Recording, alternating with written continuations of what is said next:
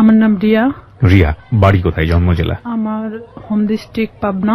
পাবনাতে। আর ভাঙ্গুরা থানা। আচ্ছা, এবং আপনি বর্তমানে বয়স কত আনুমানিক? বর্তমানে 24। 24। পেশায় কিছু করছেন? হ্যাঁ। আচ্ছা, কি করছেন? আমি এখন বর্তমানে পুলিশ ডিপার্টমেন্টে আছি। পুলিশ ডিপার্টমেন্টে আছেন, ঠিক আছে, বলুন। আমার শুরু থেকে মনে আছে যেখান থেকে আমরা ওইভাবে খুব একটা ধনী ফ্যামিলিও না, আবার খুব একটা যে গরিব ফ্যামিলি সেটাও না। আমার দুটা মা, আমার বড় মা মারা যাবার পরে আমার মা।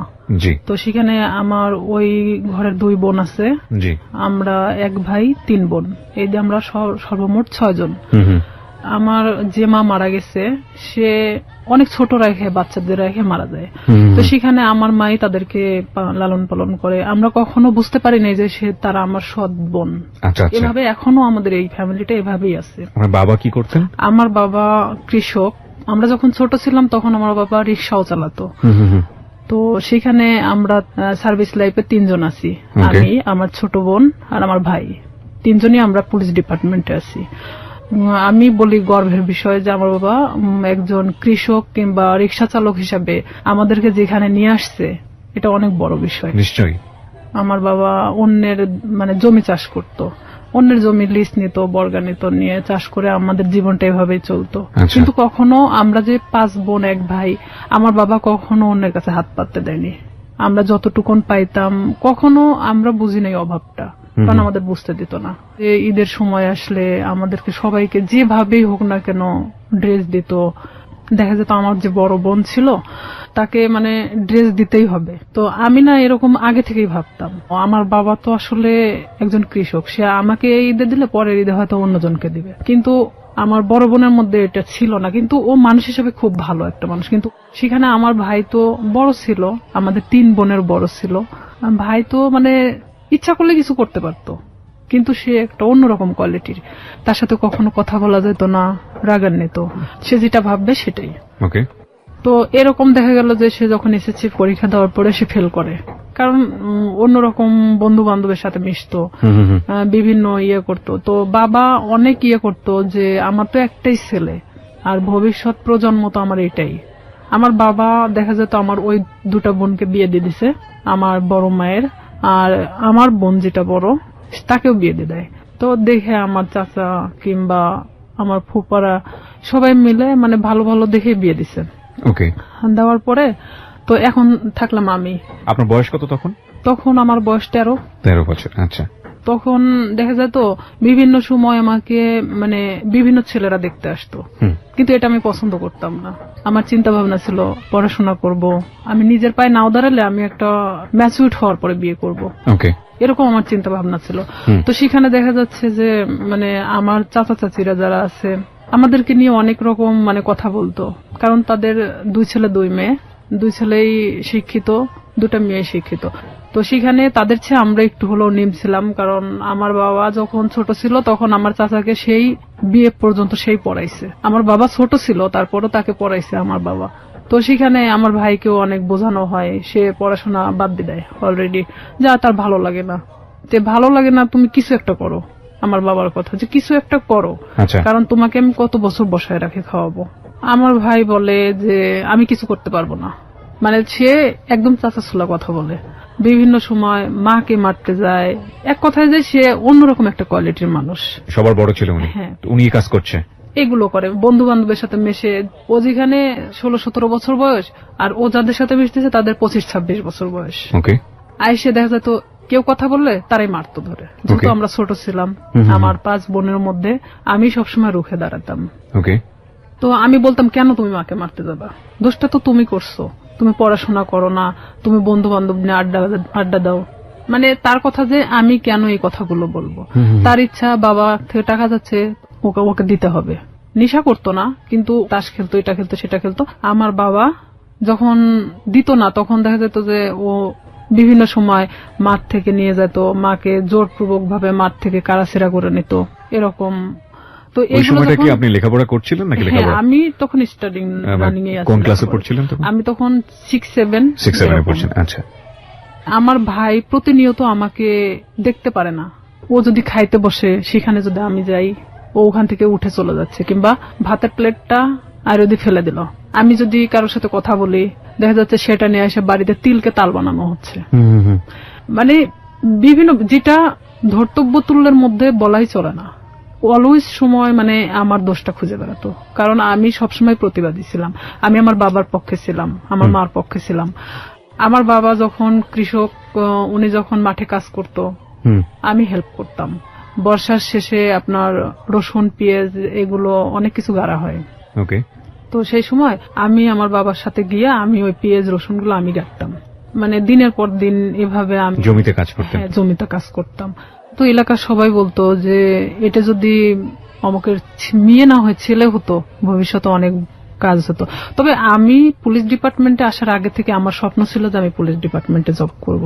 এটা কেন আপনার স্বপ্ন ছিল? এটা জানি না কেন, নয় যে আমি ছোট থেকে অনেক লম্বা ছিলাম। গ্রামের মানুষ সবাই আমাকে সেনাবাহিনী বলে ডাকতো। তো সেখানে দেখা যেত আমার মধ্যে সেই সময় থেকেই একটা জিনিস কাজ করতো যে আমি একটা ডিফেন্সে জব করব। ডিফেন্সে জব করবেন? আচ্ছা। হ্যাঁ, এটা আমার মধ্যে ইচ্ছা ছিল তখন থেকেই। তো সেখানে আমি যখন বাবার দিকটা দেখতে গেলে আমার পড়াশোনার দিকটাকে একটু হলেও পিছিয়ে যেতে হয়। শুক্রবার সারাদিন আমি আমার বাবার সাথে কাজ করতাম। সে ধান নিয়ে আসতো, আমি তার বোঝা উঠায় দিতাম মাথায়, যে মানে অনেক দূরে, আমার বাড়ি ছেড়ে না হলে 1-1.5 কিলো দূরে। অথচ আমার ভাই কখনো কাজ করতো না। আমার 5 বোনের মধ্যে আমি মানে সবচেয়ে একজন প্রিয় মানুষ ছিলাম। ওকে। আবার নিরীহ একটা বাচ্চা ছিলাম। তো এর মধ্যে আমি যখন 7-এ, যখন আমি উঠি 7-এ ওঠার পরে, তখন আমি হ্যান্ডবল খেলাতে নাম দেই স্কুলে। তো স্কুলে যখন আমি হ্যান্ডবলের নাম দেই, তখন সেখানে আমি এসএসসি পর্যন্ত খেলাধুলা যখন করছি, তখন আমি কিন্তু রাজশাহী বিভাগ পর্যন্ত খেলছি। ওরে বাবা! আমার ইচ্ছা ছিল যে আমি একসময় খেলোয়াড় হব। আচ্ছা। তো এখান থেকে আমার এক বেস্ট ফ্রেন্ড ছিল রূপা। রূপার বাড়ি আর আমার বাড়ি 2 বাড়ি পরে। তো রূপার সাথে আসলে কেউ মিশতো না, কারণ ওর বাবা নিজে থেকে ওকে গানের জগতে ঠেলে দেয়। গান তো দূরের কথা, ওকে নিয়ে মানে এক ধরনের দেহ ব্যবসা করানো হয়, ওর বাবা নিজেই করাতো, যেটা ওর পছন্দ ছিল না। ও আমার সাথে ডিসকাস করতো। এই জিনিসটা আমার ভাই আরো মানে নিতে পারে না, যে কেন আমি রূপার সঙ্গে মিশি। কিন্তু রূপা আমি একই ক্লাসে একই সাথে পড়াশোনা করতাম। বিভিন্ন সময় আমার কাছে আসতো, মানে বইয়ের জন্য কিংবা কোনো কিছুর জন্য। এটা নিয়ে আমার সাথে অনেক সিনক্রেট করতো, আমারে মারতো ধরে। একদিন আমার বইগুলোই পোড়ায় দিছে, যে তোর বই পোড়ায় দিলে তাহলে তোর কাছে আসবে না সে। আমি অনেক কান্নাকাটি করি, পরে আমার বাবা আবার বই কিনা দেয়। রূপার সাথে আমি তখন গভীরভাবে মিশে যাই, যে কেন তার সাথে আমাকে মিশতে দিচ্ছে না। আমি তার সাথে মিশতে থাকি। আমি যখন 8-এ উঠবো, সেই সময় রূপা হঠাৎ করে একদিন মানে ঘুমের ট্যাবলেট খায়। মানে আপনি জানতেন না ওর ঘুমের ওষুধ খাওয়ার কারণটা কি? ওর ঘুমের ওষুধ খাওয়ার কারণটা আমি জানতাম, আগে থেকে জানতাম, কিন্তু ও যে সেদিন খাবে এটা আমি জানতাম না। কারণ ওর বাবা নিজে থেকে দেখা যেত এমন এমন মানুষকে টাকা নিয়ে তার সাথে থাকতে বাধ্য করতেছে, যেটা হয়তো একটা মেয়ের পক্ষে সম্ভব না। যে রূপা এই জিনিসটা পছন্দ করতো না, আর তারপর ওর বাবা এটাকে বাধ্য করতো, ওর পুরো ফ্যামিলি ওকে বাধ্য করতো। তো সেখানে ও অনেক কান্নাকাটি করতো আমার কাছে আসে। তো এর মধ্যে ও একজনকে পছন্দ করতো, নাম হলো আনন্দ। উনি ছিল হিন্দু, রূপা মুসলমান। ও একজন বিবাহিত ছেলে ছিল। ভালোবাসার প্রলোভন দেখে অনেকদিন ওকে ইউজ করছে। আনন্দ ওকে মানে ফুললি না করে দেয়, তখনও এই কাজটা করছে। তো ও যখন এই কাজটা করবে, তার কিছু সময় আগেও আমার কাছ থেকে ঘুরে গেছে। ও যে 2 দিন খাইছিল না, এটাও আমি জানতাম না। তো এর মধ্যে গিয়ে ও অত ঘুমের ট্যাবলেট খেয়ে নিছে। নেওয়ার পর পরের দিন সকালবেলা রূপার মা আমাদের বাড়িতে আসছে। আমার মেয়ের কি হয়েছে, আমার ভাই ওখানে বসে। তো বলতেছে ও ঘুম থেকে উঠতেছে না, ওর মুখ দিয়ে টিয়া বের হচ্ছে। আমি কিছুই জানতাম না তখন পর্যন্ত, বিষ খাইছে না ঘুমের ওষুধ খাইছে না কি খাইছে। তখন আমি চলে গেলাম ওদের বাড়িতে। যাওয়ার পরে দেখি যে হ্যাঁ, ওর মুখ দিয়ে অনেক গুলটানি বেরোচ্ছে। তখন আমি ওকে অনেক জাগানোর চেষ্টা করি, তো জাগে না। পরে আমি জানতামও না যে ও কি খাইছে। তখন ভাবতেছি যে কে আসলে হসপিটালে নিয়ে যাওয়া উচিত। ওর মা ওর বাবা কি করলো, ওকে উঠায় রাস্তায় ফেলে দিয়ে গেল, যে তোর বেস্ট ফ্রেন্ড মারা গেলে তুই দায়ী। তখন আমার ভাই তো আমার ওখানে খুব মারলো। আমার বাবা আমাকে কখনো গায়ে হাত তোলেনি। আমার বাবা অনেক বকাঝকা দিল, গাল দিল, যে কেন অনেকবার নিষেধ করা হয়েছে ওর সাথে মিশতে, কেন মিশলা। তখন আমি এটাও ভাবতেছিলাম যে আসলে আমার ভুল ছিল, কারণ সে কখন কি করে বসবে, তার লাইফে তো এতটাও ভালো মুহূর্ত নাই। তো ওই মুহূর্তের জন্য ভাবতেছিলাম। তো আবার এটাও ভাবতেছিলাম, কোন মানুষের তো জীবনের কারোর সাথে ডিসকাস করা দরকার, সে নাই আমাকেই বেছে নিয়েছিল। তখন আমি অনেক কান্নাকাটি আমি নিজে থেকেও করলাম, যেহেতু আমার ভাই আমাকে মারছে। কোন ক্লাসে তখন আপনি? আমি ক্লাস তখন 8-এ। ক্লাস 8-এ, ওকে। তখন আমি অনেক কান্নাকাটি করার পরে তখন তারপরেও আমি ওকে ছাড়তেছি না, যে ও যদি মারা যায় তাহলে তো এটা তো আমার প্রবলেম হয়ে যাবে। তো আমি আমার বাবাকে অনেক রিকোয়েস্ট করলাম, চলো আমাদের বাড়িতে নিয়ে যাই। এলাকার কিছু ডাক্তার আছে যে ওই যে সাইকেলে করে ডাক্তারি করে বেড়ায়, তো ওনাকে নিয়ে আসা হলো। তখন উনি বলতেছে যে আসলে ওকে হসপিটালে ভর্তি করা উচিত, ওকে এখানে রাখলে মারা যেতে পারে। তখন আমরা নিজে থেকে তাকে হসপিটালে ভর্তি করি। তার 3 দিন পরে সে একটু স্বাভাবিক হয়। তখন আমি ওকে ওখানেই জিজ্ঞেস করি, রূপা কেন তুমি এটা করছো, আর তোমার জন্য তোমার ফ্যামিলি আমাকে হ্যারেস করতেছে। রূপা ও তো তখন খুব একটা ভালো কথা বলতে পারতো না। রূপা বলতেছে যে কেন আমাকে এই ধরনের কাজ করাতে বাধ্য করা হয়। তো এখানে এলাকার লোকজনও ওনাদেরকে এক ঘরে করে রাখছিল। যে লোকটার সাথে এটা করা হয়েছিল সে লোকটা এসে ওর বাবা চাপ দিছিল টাকার জন্য, যে যেহেতু তার মেয়ে এটা করবে না তাহলে তো 10,000 টাকা নিছে, টাকাটা তো ফেরত দিতে হবে। ও যখন ঘুমের ট্যাবলেটটা খাইছে, খাওয়ার আগে অনেক মারা হয়েছিল, পুরো শরীরটা ফাটানো ছিল। পরে ও আমাকে বলল যে দেখ আমাকে এভাবে মারছে, আমি কেন বাইসে থাকবো। আর তা আমি ওকে ডিরেক্টলি এভাবে বললাম যে তুই ঘুমের ট্যাবলেট কেন খালি, তুই তো বাইসে আছিস, পারলে মারা যাতিস, তো এভাবে বেঁচে থাকার মারা যাওয়াটা অনেক ভালো না। তো ওরা হলো 2 বোন, সেখানে আমার বাবা যদি 5টা মেয়েকে পালতে পারে, সে কেন 2টা মেয়েকে পালতে পারবে না? তার বাবার জমি আছে, কিন্তু আমার বাবার তো কোনো জমি নাই। তাকে আমি এই কথাগুলো বোঝাতে থাকি যে রূপা দেখো, তুমি নিজে থেকে এখন নিজেকে দাঁড়ানো শেখো। তো সেখানে রূপা বাড়িতে আসে, ও ওখান থেকে চলে যাওয়ার সিদ্ধান্ত নেয়, যেখানে ইচ্ছা চলে যাবে। তখন আমি বলি না, এটা অসম্ভব। আমার মাও বলে যে আমার মেয়েকে যেখানে জড়ানো হয়েছে সেখানে তো তুমি এখান থেকে চলে গেলে তখন তারা আরো পেয়ে বসবে। তুমি তোমার বাড়িতে যাও, বাড়িতে যাওয়ার পরে সবার সামনে বলো যে আমি এই ফ্যামিলিতে থাকতে চাই না, তারপরে তুমি যেখানে ইচ্ছা চলে যাও। পরে তাকে আমরা বাড়িতে নিয়ে আসি। নিয়ে আসার পরে আমার বড় চাচা, তারপরে এলাকার কিছু লোকজন, চেয়ারম্যান নিয়ে তার বাড়িতে যাওয়া হয়। যাওয়ার পরে রূপা এক কথায় বলে যে আমি এগুলো করতে পারবো না, যার কারণে আমি সুসাইড করতে চাইছি। তো এখানে তো আসলে রিয়ার সাথে কোনো ইয়ে ছিল না, ও আমার সম্পর্কে জানতো এটাই। তখন ওর ফ্যামিলির সামনে, সবার সামনে যখন এই কথাটা বলার পরে তখন ওর ফ্যামিলি বলতেছে যে না, ওকে ফুসলাইছে, ও ঠিক আছে আমাকে দোষ দিচ্ছে। ও সবার সামনে বলল না, ওর কোনো দোষ নাই, আমি আজকে থেকে এখান থেকে চলে যাবো, আমার যেখানে ইচ্ছা চলে যাবো, আমি এই ফ্যামিলিতে থাকতে চাই না। তখন ও নিজের ইচ্ছায় ওর বাসা থেকে ওর কাপড় চোপড় যা ছিল নিয়ে বের হয়ে চলে যায়। তো সেখান থেকে আমি এক কথায় যে নিঃসঙ্গ হয়ে পড়ি, একা। তখন দেখা যাচ্ছে যে আমার ভাইয়ের সাথে একটা ছেলে পড়তো, ছেলেটার নাম হলো শামীম। তো এই শামীম, আমি তাকে তখন ভাই বলে ডাকতাম, যেহেতু আমার ভাইয়ের ফ্রেন্ড। তো আমাদের বাড়িতে অনেক আগে থেকে ওঠা বসা, সেটা আমি বলতে পারবো না যে কবে থেকে। আমার মনে হয় যে জ্ঞান হওয়ার পর থেকে তাকে দেখতেছি। সে আমাদের বাড়িতে ওঠা বসা করতো, আমি ওইভাবে কখনো তাকে দেখি নাই। আমি আবার কিছু জিনিস নিয়ে ভাবতাম যে আসলে আমার কিছু করা দরকার, পড়াশোনার খরচটাও বেড়ে যাচ্ছে, আর এখানে দেখা যাচ্ছে যে আমি নিজের পায়ে এখন থেকেই দাঁড়াতে চাই। তো সেখানে আমার বাসাটা আসলে প্রপার থেকে 1 কিলো ভিতরে, খুব একটা দূরে না। মাঝখানে একটা অফিস আছে, ডিশ লাইন অফিস। তো সেই ডিশ লাইন অফিসে মেয়েদেরকে নিয়োগ দেওয়া হচ্ছিল যে তারা বিল কালেক্ট করবে। তো 4,500 থেকে 5,000 টাকা বেতন হবে। আমি যদি এই কাজটা করি তাহলে দেখা যাচ্ছে যে অন্তত আমি আমার নিজেকে নিজে চালাতে পারবো, এমনকি আমি একটু হলো নিজের লাইফটাকে বুঝতে শিখবো।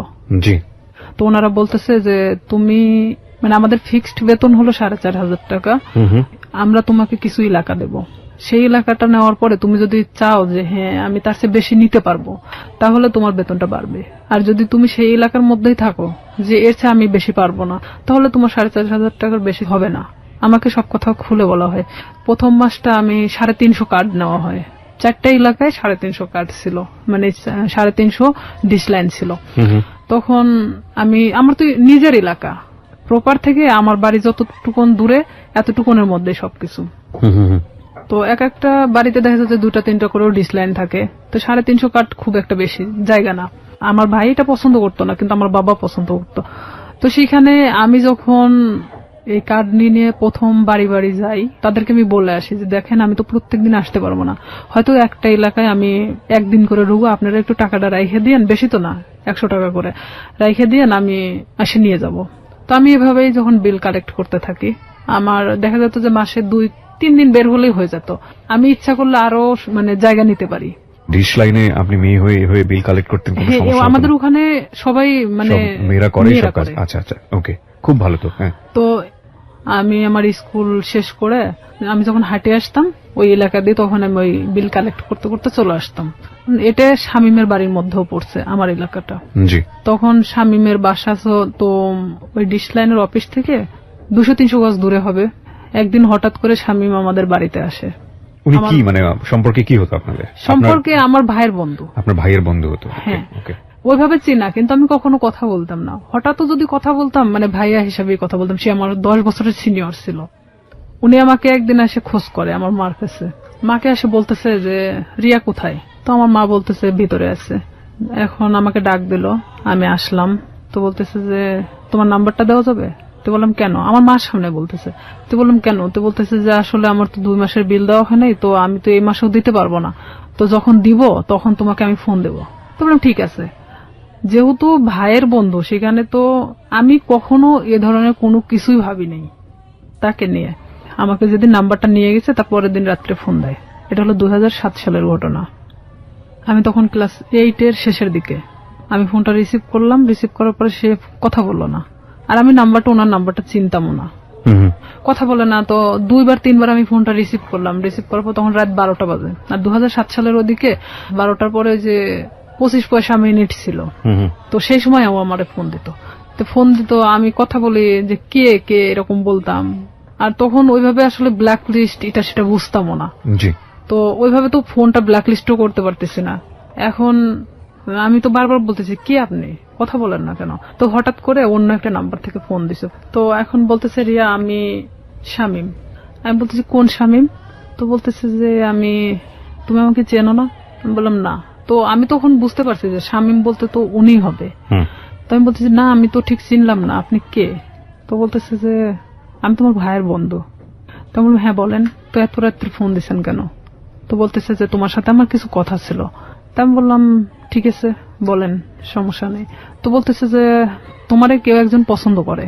তো আমি জানতাম, আমার এক ক্লাসমেট ছিল, ওর নাম ছিল হামিদুল।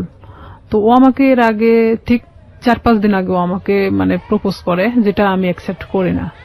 না করাতে তো আমি ভাবলাম যে ওরই বাড়ির পাশের, আবার ভাবলাম যে হয়তো ওকে ওই কথাটা বলছে যার কারণে আবার আমাকে এটা জানাচ্ছে। তো আমি বলতেছি আমি জানি যে কে। তো বলতেছে কে? তো বললাম হামিদুল।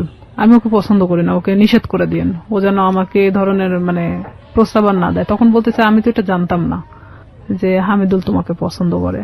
তা আমি বলতেছি তাহলে আপনি কার কথা বলতেছেন? তো বলতেছে যে আমি আমার নিজের কথাই বলছি। সে ডিরেক্টলি এভাবে বলতেছে যে আমি আমার নিজের কথাই বলতেছি। সে যখন এইভাবে বলতেছে যে আমি আমার নিজের কথা বললাম, তখন আমি এক মুহূর্তের জন্য চুপ হয়ে গেছি যে সে কি বলে, এটা কি আদৌ সম্ভব যে আমার ভাইয়ের বন্ধু, তারপরে আমার চেয়ে 10 বছরের সিনিয়র। তো আমি সেখানে না বলে দিই, যেটা ভাই কখনোই সম্ভব না। কারণ আপনি বলা চলে যে এটা বড় ফ্যামিলির ছেলে, সেখানে আমি কিন্তু এটাতে রাজি না, আপনি অন্য কোথাও দেখতে পারেন। আমি ডিরেক্টলি ভাবে বলে দিলাম। কারণ তখন পর্যন্ত আমার মধ্যে ইচ্ছা ছিল যে আমি শুধুমাত্র বড়ই হব, নিজের লাইফে এমন কিছু করব যেটা হয়তো সবার কাছে আমি উঁচু গলায় বলতে পারবো যে আমি লাইফে এত কষ্টের পরেও এখানে এসে দাঁড়াইছি। তো সেখানে ওর সাথে আমি ওখানেই শেষ করে দেই কথা। শেষ করে দেওয়ার পর আমি ওকে বলি যে আপনি আমাকে কখনো ফোন দিবেন না, আর যদি ফোন দেন তাহলে কিন্তু আমার ভাইকে বলে দেব। তখনও বলে যে না, বলার দরকার নেই, আমি কখনো ফোন দিব না। পরে আমিও চুপচাপ থেকে যাই, যেহেতু এটা তার আর আমার মধ্যে কথা হয়ে গেছে, আর সে তো আমাকে ফোন দিবে না বলছে। তো পরে যখন ও তার 5 দিন পরে আমারে ফোন দেয়, আমি তখন একটা এলাকাতে ছিলাম, মানে বিলটা ওঠাচ্ছিলাম, সে সময় আমারে ফোন দিছে অন্য একটা নাম্বার থেকে। তার যে কতগুলো নাম্বার ছিল আমি নিজেও বলতে পারি না, তার অনেক নাম্বার ছিল। সে বিভিন্ন সময় বিভিন্ন নাম্বার থেকে আমাকে ফোন দিত। বিভিন্ন ছেলেদের সাথেও কথা বলাতো, মানে হঠাৎ করে একটা অন্য কণ্ঠ। আমি যখন মানে বলতেছি কি আপনি, এটা সেটা জিজ্ঞেস করতেছি, তখন দেখা যাচ্ছে যে আবার ও ফোনটা মানে নিছে, নেওয়ার পরে বলতেছে আমি অমুক। তা আমি যখন বললাম যে আচ্ছা আপনি এরকম কেন করতেছেন আমার সাথে, পরে ও এটা নিয়ে বলতেছে যে আমি সিরিয়াস, তোমাকে পছন্দ করি। তো আমি বললাম ঠিক আছে, পছন্দ যখন করেন এটা তো আসলে পছন্দের বিষয় হলো এমন একটা জিনিস থাকে, সেটা হলো যে কিছু জিনিস আছে যে সুন্দর, কিন্তু সেটা আমার জন্য না। ওকে। তো সেখানে আপনি একটা বড় লোক ফ্যামিলির ছেলে, আপনার সাথে সম্পর্ক হওয়া এটা আমার জন্য অনেক ওই ছিঁড়া কাঁথায় শুয়ে লাখ টাকা স্বপ্ন দেখার মতো, এটা কখনোই সম্ভব না। পরেও আমাকে বলে যে না, আমি সত্যি সিরিয়াস বলতেছি, আমি তোমাকে খুব পছন্দ করি। পরে আমি পুরোপুরি সিম কার্ডটাই চেঞ্জ করে দিই, যে তার সাথে সম্পর্ক করা আমার মোটেও পসিবল ছিল না, এটা তো অসম্ভব একটা জিনিস। তখন সে আমাকে নেক্সট বার সে আমার সাথে মানে বাজারে দেখা হয় যখন, তখন আমারে বলতেছে রিয়া বিলটা নিয়ে আসিও।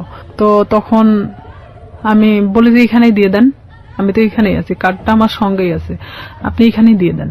তো বলতেছে না আমার কাছে তো এখন টাকা নেই, বাসায় যেও, বাসায় যে নিয়ে আসো। তা আমি তো জানি বাসা তো এমন একটা জিনিস যেখানে সবাই থাকে, বাবা মা ভাই বোন সবাই তো আছে। ওকে। তখন ওনার 3 মাস পেন্ডিং ছিল, যে বিলটা উনি দিচ্ছিল না, ইচ্ছাকৃত ভাবেই সে দিচ্ছিল না। পরে আমি যখন ওর বিলটা আনতে যাই, তো আমি এরকম দরজার সামনে, ওদের রুমটা হলো বেলকুনির সাথে যে দরজাটা আছে, এটা হলো ওর ঘরের রুম, মানে ঘরের যে দরজাটা এটা, আর ভিতর দিয়ে একটা দরজা আছে যেটাতে ওর মা বাবারা ওই পাশ দিয়ে বের হয় সবসময়, আর ও এই পাশ দিয়ে বের হয়। তো আমি তো এখানে গিয়ে দাঁড়াইছি, দাঁড়ানোর পরে আমি যখন নক করি ও বের হয়ে আসে। বের হয়ে আসার পরে তখন আমি কার্ডটা বের করে বললাম যে ভাই বিলটা দেন। তখন আমি জানতাম না ওর বাসায় লোক ছিল না। বিরতি নেব প্রিয় শ্রোতা। এই পর্যায়ে আমরা ছোট্ট একটা বিরতি নিচ্ছি, মাত্র 4 মিনিটের বিরতি। আপনারা শুনছেন close up presence hello 8920 ABC radio FM 89.2 তে। আমি আরজি কিবরিয়া রয়েছে আপনার সঙ্গে, এবং রিয়া আজকে তার জীবনের গল্প এখানে বলছে। রিয়াকে দেখার জন্য বা কোনো কমিউনিকেট করার জন্য, কিছু বলার জন্য আপনারা আসতে পারেন আমার ফেসবুক পেজে। ফেসবুকের ঠিকানা www.facebook.com/kibriya.rj। আমি আবারও বলছি www.facebook.com/KEBRIA.RJ, পেজটি আছে আরজে কিবরিয়া নামে। Please like this page. ফিরে আসছি ঠিক 4 মিনিট পর। আসলে এখানে আরেকটা বিষয় যে ওর 6 বোন, 6 বোনই প্রাইমারি স্কুলের টিচার। তো দেখা যায় যে 9টার পরে ওদের বাসা থেকে ওর মা ওর বাবা ছাড়া কেউ থাকে না, এটা আমি জানতাম আগে থেকে। তো ওর এক ভাই, মানে ওকে দিয়ে 2 ভাই, ওর ছোট যে সে হলো ঢাকাতে কোনো একটা এই কম্পিউটার সফটওয়্যার ইঞ্জিনিয়ার। তো ও ওখানে বাড়িতে তো থাকে না, এখন স্বামী শুধুমাত্র একমাত্র বাড়িতে থাকে। তো আমি তো জানি অবশ্যই ওর বাবা ওর মা তো বাড়িতে আছে, কারণ ওর বোনরা তো সবাই টিচার, সবাই যে যার মতো 9টার পরে বের হয়ে চলে যায়। তো এখানে আমি তো গেছি তখন 11:30 বাজে, সেদিন আমি স্কুলে যাইনি, না যাওয়া তো ওখানে গেছি। যাওয়ার পরে এখন আমি ওর যখন ঘরে নক করি, দরজায় নক করার পর ও বের হয়ে আসে, মানে দরজার ওই ভিতর পারে আর আমি বাহির পারে দাঁড়িয়ে। তো আমি কার্ডটা তো হাতে আমার আছেই বের করানো, আমি তখন কার্ডটা ওনাকে দেখে বলি যে আপনি তো 3 মাস পেন্ডিং আছে, তো আপনি বিলটা যদি দিতেন ভালো হতো, আর না হলে ডিসলাইন মানে ডিসকানেক্ট করা হবে। তো এখন ও বলতেছে ঠিক আছে আমি টাকাটা নিয়ে আসতেছি। ভিতরে গেল, ভিতরে যাওয়ার পরে বের হয়ে আসলো, বের হয়ে আসার পরে আমাকে বলছে দাও কার্ডটা দাও, মানে ওখানে সিগনেচার করা হয়। তো কার্ডটা নিয়েও ভিতরে চলে গেল। তো সিগনেচার তো ওখানে দাঁড়াই করতে পারতো, তারপরেও ভিতরে চলে গেল। আমি কিছু বললাম না, আমি চুপচাপ ওখানে দাঁড়াইছি, যেহেতু আমাকে এর আগে প্রপোজ করছে, সেখানে ওর সাথে আমার ওইভাবে কথা বলার কোনো রুচিও জাগতেছে না, কিন্তু আমি একটা কাজের ক্ষেত্রে দেখা যাচ্ছে এটা আমি বাধ্য। তো সেখানে আমিও চুপচাপ দাঁড়াই আছি। ও ভিতর থেকে আসলো, ভিতর থেকে কার্ডটা রেখে আসছে। তাই আমি বলতেছি ভাইয়া কার্ডটা তো রেখে আসলেন, কার্ডটা নিয়ে আসেন। তো বলতেছে যে আসে নিয়ে যাও, এসে নিয়ে যাও। তাই বললাম এটা কি ধরনের কথা, আমার কার্ডটার প্রয়োজন নেই, আমি চলে গেলাম। তো এই বলার পরে ওই আমার থাপ্পড় দিয়ে মানে হাতটা চেপে ধরে। তো ওর বাসাটা এমন কোয়ালিটির একটা জায়গায়, যদিও প্রপারের মধ্যে, মানে পাশে একটু ফাঁকা জায়গা আছে, ওর আশেপাশে মানে কোনো বাড়ি নেই। তো এখানে ওদের বিল্ডিং করা বাড়ি, ছাদ ঢালাই, আর ঠিক এরকম একটা কোয়ালিটির যে রুমটা খুব একটা বড় না খুব ছোট না, সেখানে দেখা যাচ্ছে যে থাইটে লাগানো। তো সেখানে যদি থাই গ্লাস গুলো লাগানো, তো এখানে যদি ভিতরে একজনকে নিয়ে যাওয়া হয় বাইরে কিছু শুনতে পাবে না। ও আমাকে যখন হাতটা মানে থাপ্পা দিয়ে মানে এভাবে ধরে ফেলে, তখন আমি মানে ওর দিকে একবার তাকাই। ও কি করলো, আমার বাম হাত দিয়ে মানে আমার মুখটা চাপ দিয়ে ধরার পরে এক ধাক্কা দিয়ে মানে ওর ভিতরে, দরজার ভিতরে ঢুকাই দেয়। যেহেতু আমি দরজার সামনে দাঁড়াইছিলাম, তখন আমি ভিতরে যাওয়ার পর আমি বলতেছি যে আপনি কেন এগুলো করতেছেন, এটা কেন করতেছেন? আমি তো আপনাকে পছন্দ করি না, আর আপনি আমাকে মানে প্রপোজ করছেন। প্রপোজ করার মানে কি এটা যে আপনাকে সে বাধ্য মানে আপনার সাথে সম্পর্ক করতে? তো বলতেছে যে কিভাবে মানে ভালো লাগাতে হয় সেটা আমার খুব ভালো জানা আছে, আমি জীবনে যা চাইছি তাই পাইছি। তাই আমি বললাম, দেখেন আপনি অনেক ধনী একটা ফ্যামিলির মানুষ, আপনি জীবনে যা চাইছেন না কেন সেটাই পাইছেন, আমি মানি সেটা। তো এইভাবে মানে আমি যখন ওর সাথে মানে বলতে থাকি কথাগুলো, কারণ আমি জানি যে বাহির থেকে কিছু শোনা যাবে না, এটা আমিও নিশ্চিন্ত ছিলাম। এক পর্যায়ে সে আমার সাথে অনেক মানে ধস্তাধস্তি করতে থাকে, করতে থাকার পরে এক পর্যায়ে সে আমার সাথে মানে খারাপ কিছু করেও ফেলে। তখন আমি একদম দিশেহারার মতো হয়ে যাই যে আসলে এটা কি হয়ে যাচ্ছে আমার সাথে, এটাকে আমার সাথে আসলে হওয়াটা উচিত ছিল। আমি তাকে তো বারবার মানে বোঝানোরও চেষ্টা করতেছি, তারপরেও তার একটাই কথা যে আমি তোকে যেভাবে হোক আমি চাই, এটাই তার সাথে। বয়সে 10 বছর বড় ছিল। হ্যাঁ, আমার চেয়ে 10 বছরের বড় ছিল। আর আমি তখন বললাম তো প্রথমে অনেক আগেই বলে আসছি, আমি অনেক ভীতু কোয়ালিটির একটা মানুষ ছিলাম, আমি খুব একটা মানুষের সাথে কথা বলতে পারতাম না। আমি যে ডিসলাইনের কাজটা করতাম, এখানেও দেখা যেত আমি অনেকের সাথে কথা বলতাম না, যাইতাম আমি কার্ডটা বের করে দিতাম, তারা টাকাটা দিত, আমি নিয়ে চলে আসতাম, এরকমই। কারণ তারা টাকাটা দিতে বাধ্য। সে যখন জোরপূর্বক ভাবে আমাকে রেপ করা হয় এক কথায়, তো কমপ্লিটলি রেপ। হ্যাঁ, তো সেখানে আমি একদম দিশেহারার মতো চুপচাপ, এক পর্যায়ে যে আমি নিস্তেজ, এতক্ষণ যে আমি ধস্তাধস্তিটা করতেছিলাম তখন সেই মুহূর্তের জন্য আমি নিস্তেজ হয়ে গেছি। মানে আমি এক কথা বলা চলে আমার শরীরে কোনো শক্তি নেই, যে আমি যে কি কথা বলবো এখন, আমার ভাষা জ্ঞান মানে সবকিছু শেষ সেখানেই। তো ওখান থেকে আমি কোন রকম বের হয়ে চলে আসি। বের হয়ে চলে আসার পরে আমি আমার ব্যাগটা আনতে ভুলে যাই, কারণ আমি যে কিভাবে চলে আসছি সেটা নিজেও জানেন না। আমার মনে হয় যে আমি নিজেও আসলে বলতে পারবো না যে আমি কিভাবে ওখান থেকে আসছিলাম, তবে আমার এটাই মনে হয় যে আমি কোনো না কোনো ভাবে বের হয়ে চলে আসছিলাম। তো সেই মুহূর্তে ও আমাকে আটকে রাখার চেষ্টাও করে নাই, আর আমি বের হয়ে চলে আসছি। ও শুধু দরজাটা খুলে দিয়েছে, আমি বের হয়ে আসছি, এটুকুনি। কিন্তু ওখানে যে আমার ব্যাগটা রয়ে গেছে, আমার কার্ডগুলো রয়ে গেছে, মানে এরকম কোনো জ্ঞান আমার মধ্যে ছিল না, কারণ এরকম শট আমি কখনো খাইনি যেটা ওই মুহূর্তের জন্য পাইছি। তখন আমি বাড়িতে চলে আসি ডিরেক্টলি। বাড়িতে আসার পরে আমার মা জিজ্ঞেস করে তোর ব্যাগ কোথায়। তো এখানে আরো একটা কথা, আমি আরেকজনের সাথে মিশতাম, সে আমার সম্পর্কে ভাগ্নি হয়, সাথী নাম। সে অবশ্য 2013 সালে সুসাইড করছে, মারা গেছে সে। সাথীদের বাড়িতে আমি উঠা বসা করতাম মাঝে মধ্যেই। তো আমি মারা এভাবে বলতেছি, মা আমি মনে হয় সাথীদের বাড়িতে রেখে আসছি, কিন্তু আমি কিন্তু শিওর না, আমি এমনি তাকে বোঝানোর জন্য যে আমি সাথীদের ওখানে মনে হয় ব্যাগটা রেখে চলে আসছি। তাই আমার মা কিছু বললো না, কারণ সাথীদের বাড়ি আমার বাড়ি থেকে 5-6 বাড়ি দূরে। তো সেখানে মা আমাকে আর কোনো কথা বললো না, আমি আমার রুমে চলে যাই। আমি একা এক ঘরে থাকতাম। আচ্ছা। তো আমি আমার রুমে ঢোকার পরে চুপচাপ একা একা কান্না করি, কারণ আমি এই কথাগুলো আমি কারোকে বলতেও পারতেছি না, কারণ এটা সম্ভব না। এখনকার লাইফে হয়তো সম্ভব, কারণ এখন আমরা অনেকটাই বুঝতে শিখছি, অনেকটা প্রতিবাদী হওয়া শিখছি, কিন্তু আজ থেকে 2007 সাল মানে অনেকটা দূরে ছিল। আর তখন গ্রামের মানুষ মানে এগুলো নিয়ে অনেক ভয় পেত, যে আমার সাথে ঘটে যাওয়া ঘটনা যদি আমি কারোকে প্রকাশ করি, লাইফে আমারই অনেক ক্ষতি হবে, দেখা যাবে আমাকে অনেকেই বলবে যে রেপিস্ট একটা মেয়ে, এ ধরনের ইঙ্গিত করবে। যার কারণে আমি চুপচাপ মানে কোনো কথা না বলে কারোকে বলিনি, আমি সব নিজের মধ্যে রাখি। এভাবে যখন আমি নিজের মধ্যে রাখি, শামীম আমাকে বারবার ফোন দেয়, আমি ফোনটা রিসিভ করি না। রিসিভ না করাতে ও আমাকে প্রায় আমাদের এলাকায় এসে দাঁড়ায় থাকতো। আপনি এই যে এত বড় একটা ঘটনা ঘটে গেল, এরপরে আপনি কোথাও বিষয়টা শেয়ার করেননি কারোর সঙ্গে? কাউকে কিছু বলেননি? কারণ আমি তো আসলে ভাবতেছিলাম যে আমি এই কথাটা কিভাবে বলবো, যাকেই বলবো না কেন এটা তো বার্গেনিং হয়ে যাবে আর পুরো এলাকা ছাড়াই যাবে। তখন আমি কিভাবে মানুষের সামনে মুখ দেখাবো? আমার তো সুসাইড ছাড়া তো উপায় ছিল না তখন, কারণ এটা মানে একটা গ্রাম্য মেয়ের কাছে যে কতটা লজ্জাজনক। কিন্তু আমি তো একটা গ্রামে বড় হয়েছি, সেখানে আমার কাছে অনেকটাই কষ্টের জনক ছিল, কারণ সেখানে দেখা যাচ্ছে যে আপনি কিছু নাও করলে আপনার কোনো একটা ব্যাড সাইড নিয়ে তারা সবসময় গবেষণা করে, আর এটা তো অনেক একটা বড় বিষয় ছিল। তখন আমি আমার ফ্যামিলির তো কারোকে জানাই নেই, বাট এখানে আমি যে সাথীর সাথেও মিশতাম, মানে এই রূপা চলে যাওয়ার পরে আমি সাথীরও কখনো বলি নাই যে আমার সাথে এরকম কিছু একটা হয়েছে। পরে এটা যখন ঠিক 1.5 মাস পর আমি কেন জানি বুঝতে পারি যে আমার মধ্যে কোনো একটা পরিবর্তন হচ্ছে।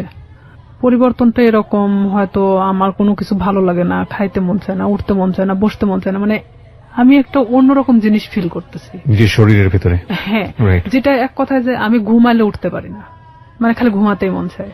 তারপরে আমার মা জিজ্ঞেস করতো যে তুই এরকম তো ছিলি না, খাওয়া দাওয়া বন্ধ, মানে কেমন একটা অন্যরকম। তা আমি বলতাম যে আমি তো অনেক হাঁটাহাঁটি করি, যার কারণে আমার না ঘুমালে আর উঠতে মন চায় না, আমি বুঝতে দেয় না। পরে এইভাবে যখন আমার মা তো ওইভাবে আসলে কখনো ফোর্স করে না, কারণ তারা জানতো যে এরকম কোনো কিছু কখনো হবে না। তখন আমার বড় বোন আমারে অনেকবার জিজ্ঞেস করে যে কি হয়েছে তোর, তুই একা একা থাকিস, কথা বলিস না কারোর সাথে, তো সমস্যাটা কি? বলে না কিছু সমস্যা নাই, এদিকে পড়াশোনা তো সামনে, তো এসএসসি পরীক্ষা, আবার এদিকে তো আমি যে কাজটা ধরছি আমার মনে হয় না যে আমি কাজটা করতে পারবো।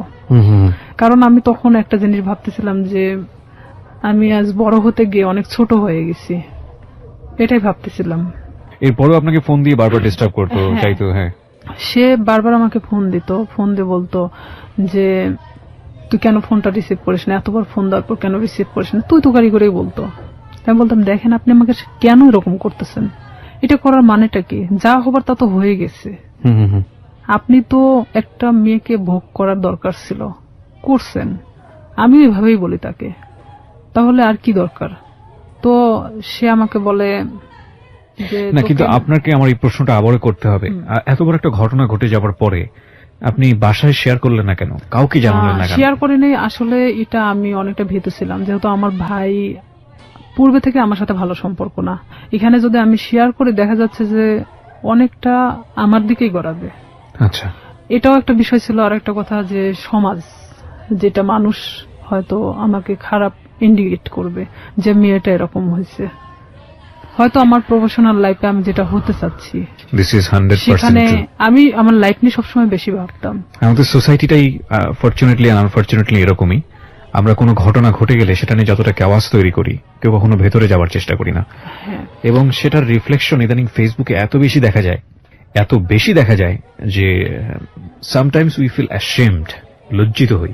আমাদের আসলে প্রত্যেকটা জিনিসই একটা জিনিস কি, আমরা যে কথাটা বলি, আমরা যে কাজটা করি বা যাই করি না কেন, সেটা কিন্তু শুধুমাত্র আমি না, আমার ফ্যামিলি, আমার বেড়ে ওঠা, আমার সবকিছুকে ফোকাস করে।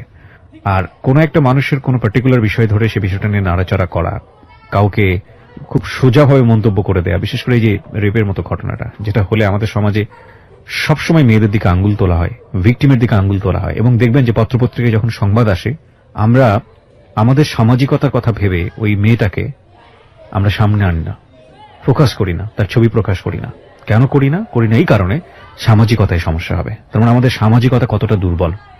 একজন মানুষ, আমি সম্ভবত ইন্ডিয়াতে এরকম একটা কেস আমি দেখেছিলাম যে সে রেপড হয়েছিল এবং সে ভিকটিম বলতেছিল যে আমি কোথাও ফেস লুকাবো না, আমি টেলিভিশনে গিয়ে সাক্ষাৎকার দেবো, আমি বলবো আমার সঙ্গে এটা হয়েছে ওটা হয়েছে।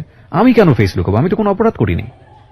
আমি বলছি না যে ইন্ডিয়ার সমাজ আমাদের চাইতে অনেক বেশি অ্যাডভান্স, বাট তার চিন্তা ভাবনাটা অনেক বেশি অ্যাডভান্স ছিল। কিন্তু বড় কথা হচ্ছে সে এতটা সাহসী পদক্ষেপ নিয়েছে, ঠিক আছে, কিন্তু এই সাহসী পদক্ষেপ কি সমাজ ভালোভাবে দেখেছে?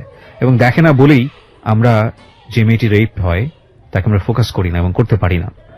সো যেটা বলছিলেন আপনি, তারপরে যখন আপনি যে জায়গাটায় ছিলেন যে আপনি ফ্যামিলির কাউকে বিষয়টা শেয়ার করেননি এবং আপনি শরীরের মধ্যে একটা চেঞ্জ পাচ্ছিলেন, ঘুমাচ্ছেন তো ঘুমাচ্ছিলাম। আবার আরেকটা কথা যে আমি আমার প্রফেশনাল লাইফটাকে নিয়ে বেশি ভাবতেছিলাম। এটা আমার ছোট থেকে স্বপ্ন ছিল পুলিশ হওয়ার। আর আমি এটা জানতাম যে কোনো মেয়ে যদি বিবাহিত কিংবা এরকম কোনো তার ঘটনা থেকে থাকে তাহলে সে কখনো পুলিশ ডিপার্টমেন্টে ঢুকতে পারবে না। বিশেষ করে আমি তো কখনো আসলে শামীমকে পছন্দ করতাম না, সে আমার সাথে যেটাই করুক না কেন। আমি ভাবছিলাম যে সাবজেক্টটা ওখানেই ক্লোজ, আমি নিজে থেকে ওখানে শেষ করে দিছি। কারণ আমার সুসাইড করার কোনো ইচ্ছা ছিল না। আমি কারোর কাছে রেপ হয়েছি তার মানে এই নয় যে আমি হারে গেছি, এটা আমার মধ্যে ছিল না যে আমি সুসাইড করব। আমি কখনো হারতে শিখি নাই, যেখানে গেছি না কেন আমি যদি কষ্ট করে হলো সেটাকে আমি অর্জন করছি। তো সেখানে দেখা যাচ্ছে আমি আমার চেঞ্জের বিষয়টা, যে আমি নিজের মধ্যে মানে কোনো কিছু ফিল করতেছি যে আমি খাওয়া দাওয়া এটা সেটা আমার খুব প্রবলেম হচ্ছে, তখন আমি নিজেই মানে এটা নিয়ে ভাবতে থাকি। তখন কেন জানি মনে হয় যে আচ্ছা শামীম তোমার সাথে এটা করছে, আর আমি আসলে প্রেগনেন্ট বিষয়টা বুঝতাম না তখনও, যে কিভাবে এটা মানে প্রেগনেন্ট হয়। জি। তখন আমি আমার পাশের বাড়ির এক ভাবিরে জিজ্ঞেস করি, আচ্ছা মানে কথায় কথায়, তার সাথে আমি অনেক ফ্রি ছিলাম, জিজ্ঞেস করি যে ভাবি আমি তো অনেক কিছুতেই আসলে জানার চেষ্টা করি, তো আসলে একটা মেয়ে প্রেগনেন্ট হয় কিভাবে? তো বলতেছে বিয়ে কর তারপর বুঝবি। আমাদের সে হাসতে হাসতে এই কথা বললো। তো বললাম যে আপনি তো ভাবি, তো আপনি না বললে আমরা শিখবো কোত্থেকে? আমি আবার তাকে হাসতে হাসতে এই কথাটা বলি।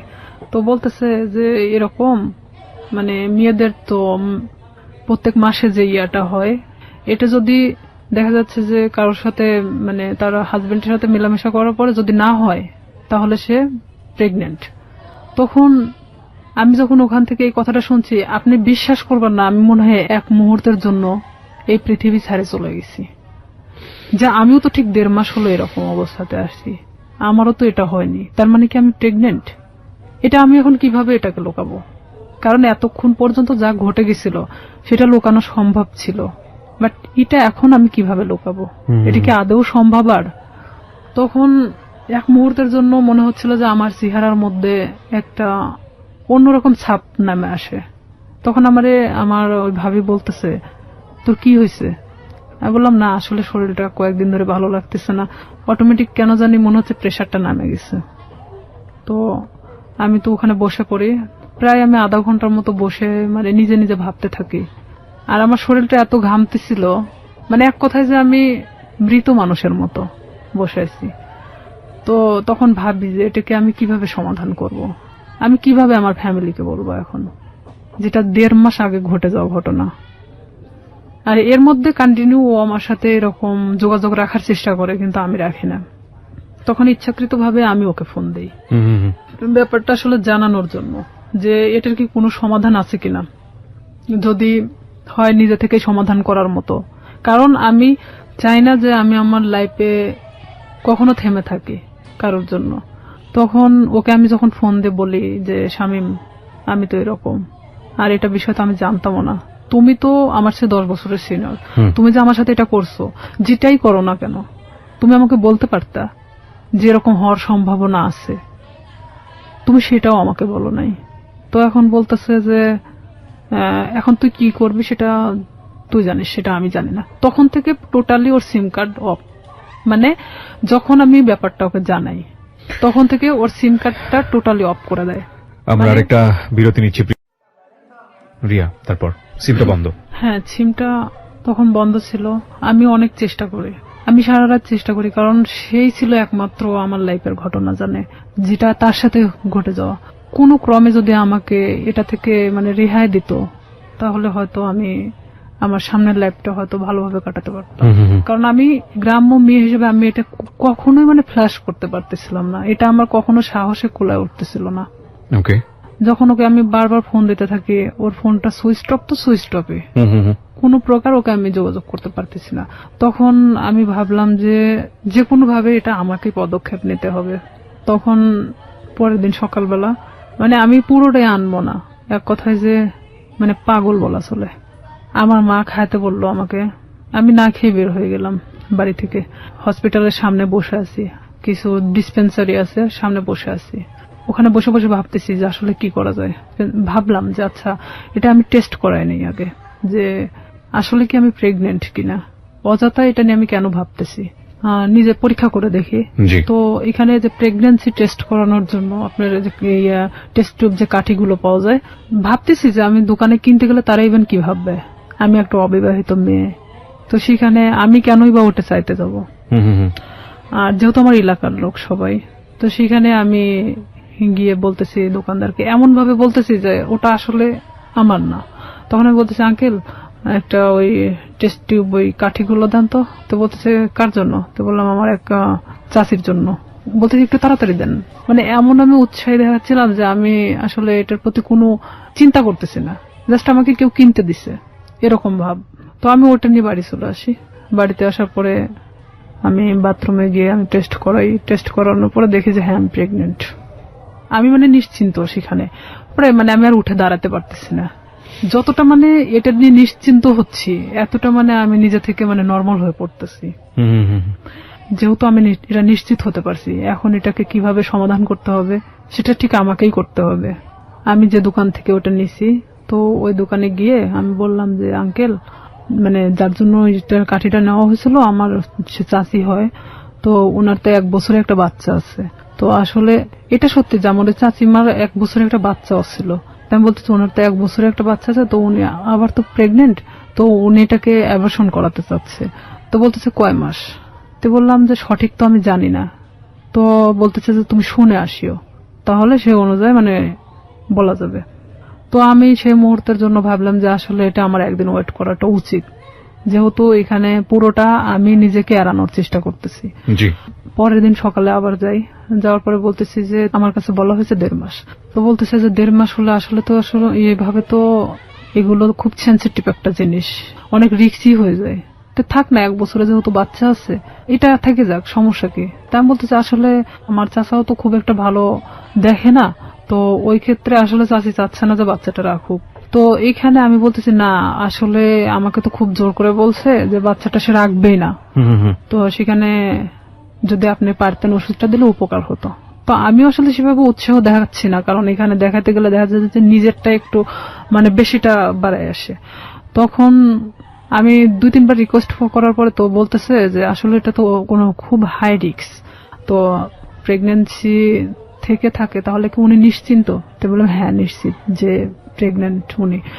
ওষুধ আমাকে দিল, দেওয়ার পর বলতেছে এই ওষুধগুলো ওনাকে 4টা ওষুধই একসাথে খেতে বলবেন, 12 ঘন্টার মধ্যে এটা অ্যাবর্শন হয়ে যাবে, কিন্তু ব্লিডিং হতে থাকবে। এটা কিন্তু ওনাকে ব্লিডিংটা নিয়ন্ত্রণ করার জন্য তাকে কিন্তু ট্রিটমেন্ট নিতে হবে, আমাকে এই কথা বললো।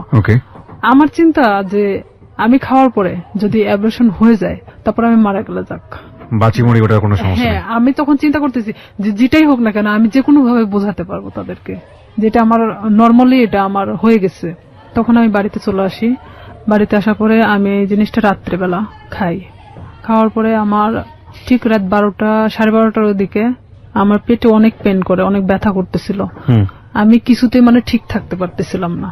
এদিকে আমি তো আমার একা এক রুমে থাকি, আমি অনেক কান্নাও করতেছিলাম, কিন্তু কারোকে আমি বুঝতে দিচ্ছিলাম না তাহলে কতটা কষ্ট পাচ্ছিলাম ওই মুহূর্তের জন্য। তারপরেও আমি বারবার শামীমরে ফোন লাগাচ্ছিলাম যে এখনো যদি ওকে আমি ফোনে পাই। ওকে আমি কোনো মতে ফোনে পাচ্ছিলাম না। মানে আপনি কি করবেন? ওকে তো আপনি লাভও করতেন না। আমার রাগ হচ্ছিল প্রচন্ড, যার কারণে আমি ওরে ফোন দিচ্ছিলাম। পরে এভাবে যখন রাত 12টা 12:30টার দিকে আমি বুঝতে পারি যে হয়তো আমার ইয়াটা হয়ে গেছে, তখন আস্তে আস্তে আমার ব্যথাটা কমে আসছিল। আমি যখন বিছানা থেকে উঠে দাঁড়াইছি আমার পুরো এতটাই ব্লিডিং হয়েছে যে বলা চলে যে অনেকটা, কথা বলতে পারতেছি না। পাশের রুমে আমার বড় বোন থাকতো, তো আমার বড় বোনকে একবার ডাক দিলাম, তারা তো গভীর ঘুমে আছে। 2-3 বার ডাক দেওয়ার পরে শোনার পর বলতেছি কি হয়েছে? তো বললাম আমি না খুব অসুস্থ। তা আমি শুধু দরজাটা খুলে দিয়ে চলে আসলাম। আচ্ছা, আমি মানে কোনো মতে ঠিক থাকতে পারতেছি না, মানে আমার পেটের ব্যথাটা নাই, বাট এত পরিমাণ ব্লিডিং হচ্ছে যে আমার শরীর থেকে বলা চলে যে সব রক্ত বের হয়ে গেছে। পরে আমার বড় বোন, ও তো তখন প্রেগনেন্ট ছিল, পুরো প্রেগনেন্ট, তখন বাচ্চা হওয়ার জন্য আমাদের বাড়িতে আসছিল। আমার যে ব্লিডিং হচ্ছে মানে এটা তো অনেক নার্ভাস ছিল যে কেন এটা হলো। তখন ও দৌড়ে গিয়ে মাকে ডাকে, মায়ের রুম থেকে মা উঠে আসে, আমার বাবা উঠে আসে, আমার ভাইও আসে। তখন আসে বলতেছে হঠাৎ এরকম কেন হলো। তো এখানে আমি বললাম আমি জানি না, আমি তো ঘুমাচ্ছিলাম, হঠাৎ আমি এটা মনে হলো যে আমি বাথরুমে যাব, তো ওঠার পরে দেখি যে এই অবস্থা, কিন্তু কেন হয়েছে আমি বলতে পারি না। এই বলার পরে মানে আমি অনেক মানে থরথরে কাঁপতেছিলাম, কারণ আমার শরীরে কোনো রক্ত নাই। তখন আমি মানে আমার মৃত্যুর 1 সেকেন্ড আগে আমি কারোর কাছে ছোট হতে চাচ্ছি না। যে আমি কখনোই যে আমি যে রেপ হয়েছি এই কথাটা আমি কাউকে বলতে চাচ্ছি না, কোনো মতেই না। তখন আমার বড় চাচি আসে, আসার পরে সে বলতেছে যে ওর তো যেভাবে ব্লিডিং হচ্ছে তাতে তো ওকে বাঁচায় রাখা কঠিন হয়ে যাবে। তো আমার মা তো ডিম সিদ্ধ দিল, যে ডিম তো একটা শক্তিশালী জিনিস, দুধ ডিম আমারে খাওয়ানোর চেষ্টা করলো। তো আমি ওই মুহূর্তের জন্য খাইলাম, কারণ ওই মুহূর্তে আর আমার রুচিতে সমস্যা ছিল না। মানে আমার যে একটা খাবার প্রবলেম ছিল, এই প্রবলেমটা তখন ছিল না। পরে আমাকে তো হসপিটালে নিয়ে যেতে চাইলো, কিন্তু আমি কোনো মতে হসপিটালে যাচ্ছি না। যে আমি যদি হসপিটালে যাই, আর ওই যে ডাক্তারের থেকে আমি ওষুধটা নিয়ে আসছি, ডাক্তার বলতে ডিসপেন্সারি থেকে, সেই ডিসপেন্সারিটা ছিল ঠিক হসপিটালের গেটের সামনেই। আমার কথা আমার মৃত্যু হয়ে যাক, কিন্তু আমি কখনোই হসপিটালে যাব না। আমি এক কথায় আমার মাকে বলেছিলাম যে না, ওখানে গেলে আমাকে ইনজেকশন দিবে। আমি মানে ওর সিরিঞ্জকে খুব ভয় পেতাম ছোট থেকেই। মা বলতে কি আমার সবাই জানতো যে আমি সিরিঞ্জ অনেক ভয় পাই। আমি বলতেছি না, ওখানে গেলে ডাক্তার আমাকে ধরে ইনজেকশন দিবে, আমি থাকতে পারবো না, আমি মারা যাবো। তার চেয়ে বরঞ্চ আমি এখানে মারা যাই। আমি কিছুতেই মানে হসপিটালে যেতে ইচ্ছুক না। পরে এর মধ্যে এক ডাক্তারকে নিয়ে আসা হলো, আমার বাবা গিয়ে নিয়ে আসলো। নিয়ে আসার পরে এখনো কিছু বলে নাই যে সেই দিন কি বুঝতে পারছিল কিনা যে আমি কি করছি। সে বলতেছে এটা হঠাৎ করে হওয়ার তো কোনো মানেই হয় না, এটা আসলে টেস্ট করানো দরকার। তখন আমি বলতেছি না, আমি টেস্ট করাবো না। তো বলতেছে কেন? তো আমি বলতেছি যে আচ্ছা, এটা সিম্পল একটা জিনিস, দেখবা কাল ঠিক হয়ে গেছে। তখন আমার মা বলতেছে তোর প্রবলেমটা কি, তুই কেন এগুলোকে টেস্ট করাতে চাচ্ছিস না? তাই আমি বলছি হ্যাঁ ঠিক আছে, টেস্ট করাবো, কিন্তু আমাকে যদি কোনো ওষুধ দেয় আমি খাবো, কিন্তু আমাকে যদি কোনো ইনজেকশন দেওয়া হয় আমি কিন্তু নিব না। মানে তাদেরকে আমি শুধু ইনজেকশনের ভয়টা দেখাচ্ছিলাম। তো বলতেছে আচ্ছা ঠিক আছে। তো এর মধ্যে ওই ডাক্তার যে ব্লিডিং কমানোর জন্য যে ওষুধটা দিয়ে গেছে, এটাতেই আমার অনেকটা কাজ হয়েছে। মানে আমি সকালে ঘুম থেকে উঠে দেখি বলা চলে যে আমার ব্লিডিং নাই, মানে আমার কোনো ব্লাড বের হচ্ছে না। তখন আমি মাকে বললাম, মা আমার তো আর কোনো সমস্যা হচ্ছে না, তো আমার তো আর হসপিটালে যাওয়ার দরকার নেই। তো মা বলতেছে যে তাহলে তো ভালো হয়ে যাচ্ছিস, তাহলে এ ওষুধই খা। তো আমি ওইভাবেই প্রায় 1 মাসের মতো আমি অনেকটা অসুস্থ ছিলাম, মানে উঠে দাঁড়াতে পারতাম না, বসতে পারতাম না। তারপরেও মানে আমি দেখাচ্ছিলাম যে আমি অনেকটা সুস্থ, কিন্তু আমি শারীরিকভাবে ভিতর থেকে খুবই অসুস্থ ছিলাম। তখন আস্তে আস্তে যখন আমি আগের পর্যায়ে আবার ফেরত আসি, আমি সবকিছু ভুলে যাওয়ার চেষ্টা করি। কিন্তু শামীম আবারও যখন দেখলো যে আমি স্বাভাবিক ভালো মানুষ, নিজের মতো করে চলতে পারতেছি, তখন ও কি করলো, আমাকে আবার ফোন দেওয়া শুরু করলো। আমাকে আবার ফোন দেয়। আমি তখন এক ধরনের অনেক বকাবাজি করি, তুই আমাকে কখনো ফোন দিবি না। তখন আমি ওকে তুই তুকারি করে কথা বলতাম যে তুই আমাকে কখনো ফোন দিবি না, আর যদি ফোন দিস আমি এই বিষয়গুলো কিন্তু সবাইকে বলে দেবো। তখন ও বলে কি যে তুই কি বলবি, তোর যে ভিডিও আছে আমার কাছে এটা তুই জানিস। আমাকে ঠিক এইভাবে বলা হয় যে সেদিনকার ঘটনা যে আমার কাছে ভিডিও আছে আমার ফোনে, তুই কি এটা জানিস? আমি মানে ক্রমশ মানে নিজের সাথে মানে যুদ্ধ করতেছি মনে হচ্ছে আমার মধ্যে একটা গেরিলা যুদ্ধ শুরু হয়েছে। তখন আমি অনেকটা শর্ট হয়ে যাই যে আসলে এটা কি হচ্ছে, আমি কি একটা করে সমস্যা আমি এভাবে সমাধান করবো আর একটা করে সমস্যা আমার সামনে এসে দাঁড়াবে? আমি ওকে বলি যে শামীম, এটার বিনিময়ে তুমি কি চাও? আমাকে ভিডিওটা দিয়ে দিতে হবে। তো বলতেছে তার বিনিময়ে আমি যখন যেভাবে চাইবো তখন তোকে সেইভাবে আসতে হবে। আমি বলি এটা অসম্ভব, কারণ আমি যখন অনেকটা কষ্টের মধ্যে ছিলাম, প্রেগনেন্ট ছিলাম, তখন একটা বারের জন্য আমার পাশে এসে দাঁড়াও নাই। আমি এই জিনিসটাকে কিভাবে সমাধান করছি পুরোটা আমার নিজের মতো করে। সেখানে যদি একবারের জন্য ফ্ল্যাশ হতো তখন কি হতো? আসলে এখানে মূল উদ্দেশ্য আরেকটা ছিল যে ওকে না পছন্দ করার। ওর অনেক মেয়ের সাথে সম্পর্ক ছিল, যেটা আমি জানতাম, আমার ভাই অনেক সময় গল্প করতো, যার কারণে ওকে আমি অ্যাকসেপ্ট করতাম না। তাছাড়া এত কিছুর মাঝখানে আমি ওকে অ্যাকসেপ্ট করাটাই স্বাভাবিক ছিল, কিন্তু আমি ওর ঘটনা জানতাম যে ও এরকমই মানুষের সাথে করে, যার কারণে আমি ওকে পছন্দ করতাম না। তখন ও বলে কি, তুই যদি কালকে সকালে আমার বাসায় না আসিস আমি তাহলে তো কিন্তু এই ভিডিওটা দেখবি যে কালকে বিকেলবেলা সবার হাতে চলে গেছে। আমি একবার ভাবতেছিলাম যে আমি কি আমার ফ্যামিলিকে কথাটা জানাবো, আবার এটাও ভাবতেছিলাম যে এটা কিভাবে সম্ভব আমি এই কথাগুলো তাদেরকে বলবো। আর আমার লাইফে তো আমার অনেক বড় হওয়ার দরকার, যেখানে আমি থেমে যাবো এখানেই। হয়তো আমার পড়াশোনা হবে না, হয়তো মানুষ আমাকে নিয়ে বিভিন্ন ধরনের কথা বলবে। আমি কিভাবে সম্ভব যে আমি সামনের দিকে আগাবো? তখন সবকিছু নিজেকে যেভাবেই হোক না কেন আমি বলি যে হ্যাঁ আমি তোমার কথা শুনবো, কিন্তু আমাকে ভিডিওটা দিয়ে দিতে হবে, কিন্তু কোনো কপি রাখা যাবে না। তো আমাকে বলে যে ঠিক আছে আমি দিয়ে দিব, কিন্তু কিছুদিন পর, আগে দেখি যে তোমার মতিগতিটা কি। তখন নেক্সট টাইম আমি ওর বাসাতে আরেকবার যাই। যাওয়ার পরে তখন আমি বিভিন্ন কৌশলে চেষ্টা করি ওর থেকে ভিডিও, আমি ওকে বোঝাতে চাই যে আসলে এক পর্যায়ে ওকে আমি পছন্দ করে ফেলছি। তখন ওকে আমি এভাবে বলি যে ঠিক আছে ভিডিওটা আমাকে দেখাও, আমি নিব না, বাট আমাকে দেখাও, প্রয়োজন হলে তুমি আরো ভিডিও করো, সমস্যা নেই, কারণ এখন আমি তোমাকে পছন্দ করি। আমি তাকে ঠিক এভাবে বোঝাচ্ছিলাম যে আমি ভিডিওটা যে কোনো কৌশলে নিতে চাচ্ছিলাম। তখন এক পর্যায়ে ওর বাসাতে আমি 2 থেকে 3 বার যখন যাই, যাওয়ার পরে ওর এক ধরনের হয়তো বিশ্বাস হয়ে যায় যে আমি হয়তো তাকে পছন্দ করি এখন। তখন সে কি করে, ভিডিওটা একদিন আমাকে দেখাচ্ছিল, মানে তো সেদিন ওর বাসাতে ওর মা আছে, কিন্তু আমি পিছন দরজা দিয়ে ঢুকছি, আমাকে কখনো ভিতরে কথা বলতে দিত না। তো ভিডিওটা যখন আমি দেখছিলাম, ওর মা তখন মানে রুমে নক করতেছিল, তখন ও আমাকে বলে কি যে তুমি ওই পাশে ওয়ার্ডরোবের ওই পাশে দাঁড়াও, আমি দরজাটা খুলি। তখন ও ঠিক দরজাটা খুলে ওর মার সাথে কথা বলে, ও ফোনটা আমার কাছে রেখে চলে যায়। ওর মার সাথে যখন কথা বলতেছিল তখন আমি ফোন থেকে আমার মেমোরি কার্ডটা বের করে নিই, ও তখন আমি বুঝতে দেইনি, কিন্তু আমি জানতাম না যে ও সেটা কপি করে অন্য কোথাও রাখছে। মানে এটা যে শুধু ওর কাছে একটা না, কপি করে অন্যান্য জায়গাতে বসে রেখেছে। হ্যাঁ, অন্য অন্য ওর মেমোরি কার্ডেও ছিল। কত সালের ঘটনা এটা আপনারা? এটা ওই 2007-এর শেষে, 8-এর দিকে। 2007 কিংবা 8 আমি যতদূর জানি যে আইসিটি যে নিয়ম নীতি বা আইন বা অ্যাক্ট সেগুলো কিন্তু হয়নি। হ্যাঁ, আইন সম্পর্কে অতটা আমার ধারণা ছিল না, আর আমি তো অনেক ছোট ছিলাম তখন, সাথে তখন আমি 8-এ পড়ি। রাইট, ওকে। কপিটা নিয়ে আসার পরে ও তখন যখন মানে ফোনটা দেখছে যে ওর ফোনে মেমোরি কার্ড নাই, তখন আমি চলে আসার পরে দেখছে যে ওর ফোনে মেমোরি কার্ড নাই। তখন আমারে বলতেছে যে তুমি কি মনে করো নিজেকে খুব চালাক, আমাকে এভাবে বলতেছে। আমি বললাম কেন? তো বলতেছে যে তুমি মেমোরি কার্ডটা খুলে নিয়ে গেছো। আমি বললাম যে আমি তখন ঠিক এভাবেই বলি, আমি এটার অপেক্ষাতেই ছিলাম। তো বলতেছে তোমার ধারণা কি করে হলো যে আমার কাছে একটা থাকবে, আমি যেটা তোমাকে দেখাচ্ছিলাম সেটা কপি ছিল, আমাকে এইভাবে বললো। ও কি সত্যি সত্যি ভিডিওটা করেছিল? হ্যাঁ, ছিল। ওকে। তারপরে আমি ওটা নিশ্চিন্ত হওয়ার জন্য দেখলাম, এই মেমোরি কার্ডটা আমার ফোনে তুললাম, তুলে দেখি যে হ্যাঁ, সেই দিনের যে ধস্তাধস্তি ঘটনাটা ছিল সেটাও পুরোটাই ওর প্ল্যান মাফিক ছিল। ওকে। তখন ওর ফোনটা যে ওর ওয়ার্ড্রোপের উপর মানে ভিডিও হচ্ছে এটা আমি জানতাম না তখনকার জন্য। তখন আমি যখন মেমোরি কার্ডটা বাথরুমের মধ্যে ফেলে দেওয়ার পর আমি ভাবি যে এটা নিশ্চিন্তে শেষ। কিন্তু যখন আমাকে ফোন দিয়ে কথাগুলো বলা হয় যে তুই কি জানিস যে এটার আর একটা কপি আছে, তখন আমি না অনেকটা আবার হয়ে যায় যে আমি এখন এর প্রতি আবার কিভাবে বিশ্বাস ধরাবো। আর না হলে তো সে আমাকে এইভাবেই ব্যবহার করতে থাকবে সারাটা জীবন। কারণ তখন আমি বলতাম যে তাহলে তুমি আমাকে বিয়ে করো, যেহেতু তোমার আমাকে দরকার, তাহলে তো আমি তোমাকে ছেড়ে চলে যাচ্ছি না।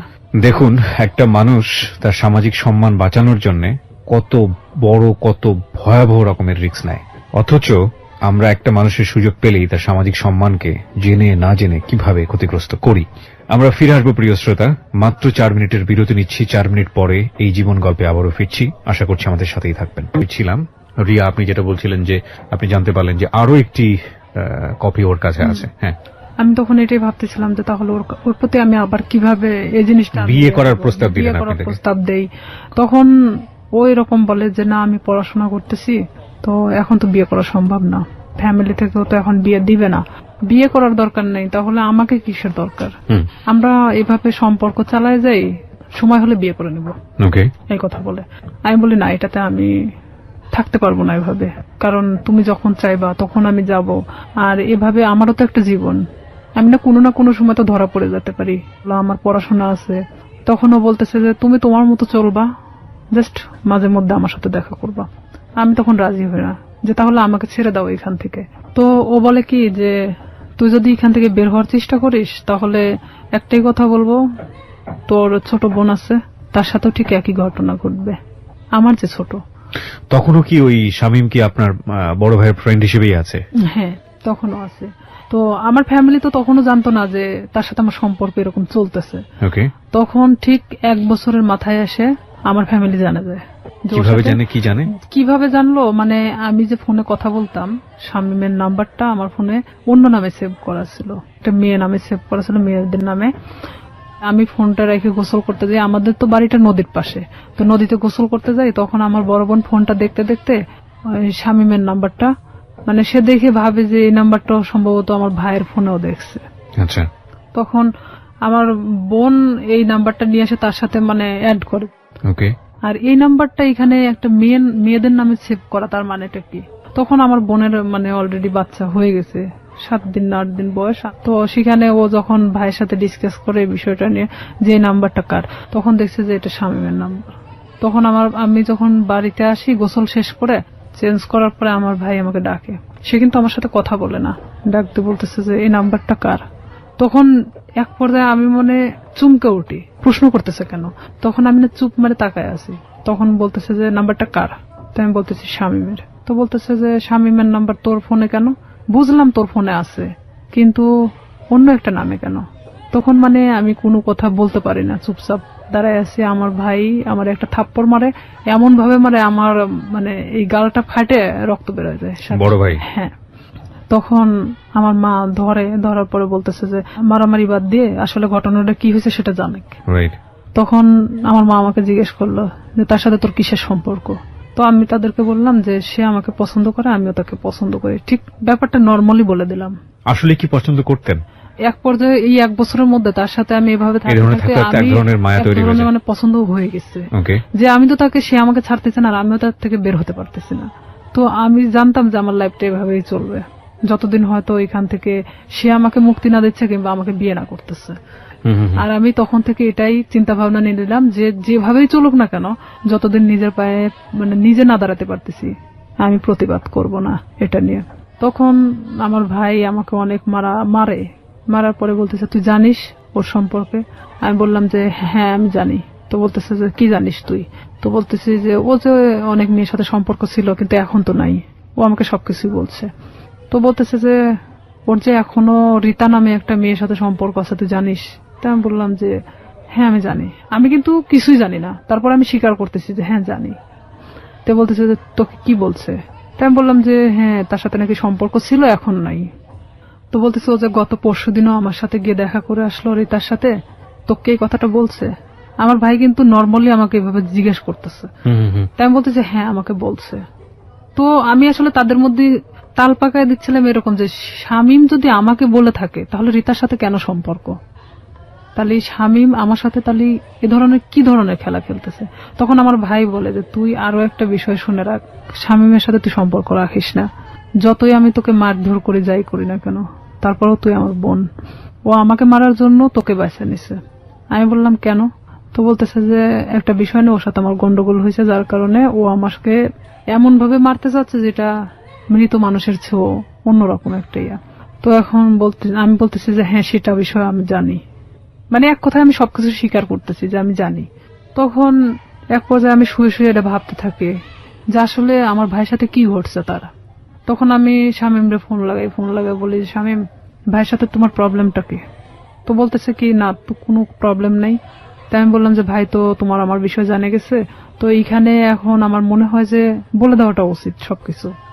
তো বলতেছে যে না বলো না, এখানে সমস্যাটা হলো কি আমি তো পড়াশোনা করি, এখন যদি আমি তোমাকে বিয়ে করি, ও তখন এখন এক ধরনের নর্মালি মানে কথা বলতেছে, তোমাকে যদি আমি এখন বিয়ে করি তাহলে আমাকে কিন্তু গার্মেন্টসে থাকা ছাড়া উপায় হবে না, কারণ আমার ফ্যামিলি তোমাকে কখনোই মানে নেবে না। তারা চায় যে তার ছেলেকে বিয়ে দিবে একটা চাকরিজীবী মেয়ের সাথে। আমার রাগ ওঠে একটু যে তুই জানিস যে তোর ফ্যামিলি তোকে আমার সাথে বিয়ে দিবে না, এটা আমিও জানতাম, তাহলে আমার সাথে এটা করার দরকার ছিল কি? এক পর্যায়ে তার সাথে আমার অনেক রাগারাগি হয়। এটা 2008 সালের ঘটনা। তারপরে শামীম এক পর্যায়ে আমার সাথে একটা ব্রেকআপ সৃষ্টি করে।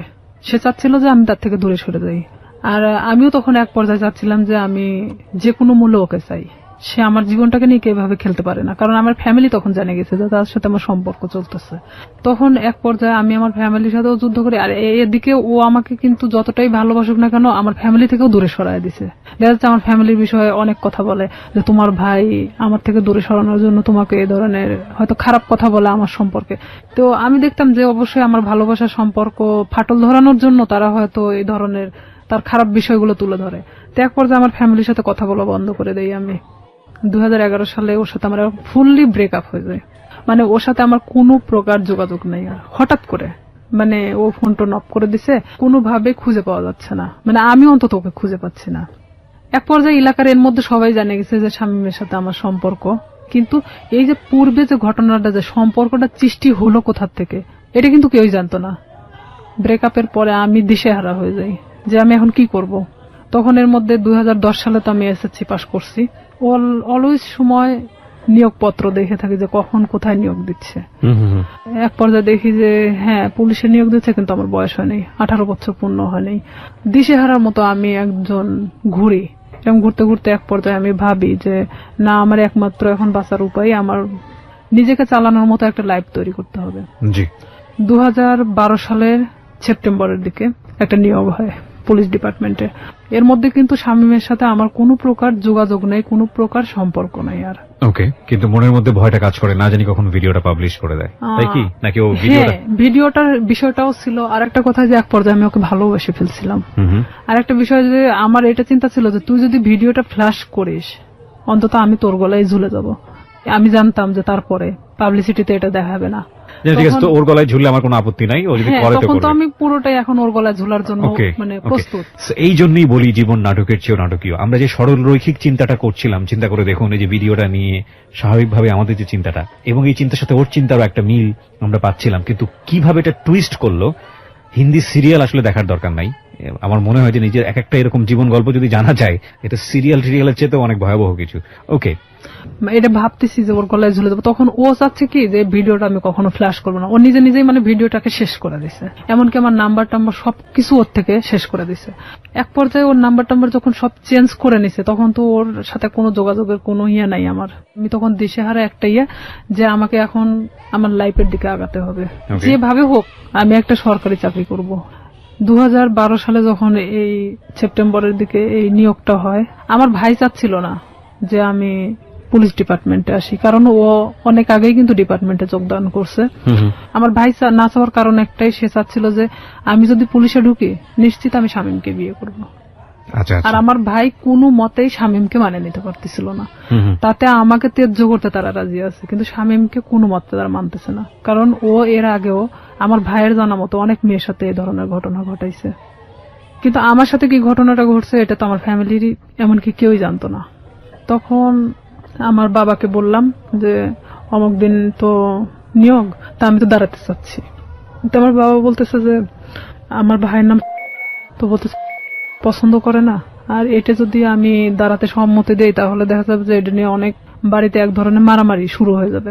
তাই আমি বললাম যে যা হয় হবে, আপনি যদি আমাকে টাকা দেন দিবেন, না দিলে আমি এমনিতেই যাব, কারণ আমার তো কোনো লোক ধরা নাই, আমি শুধু যাবো এই টাকাটাই চাচ্ছিলাম।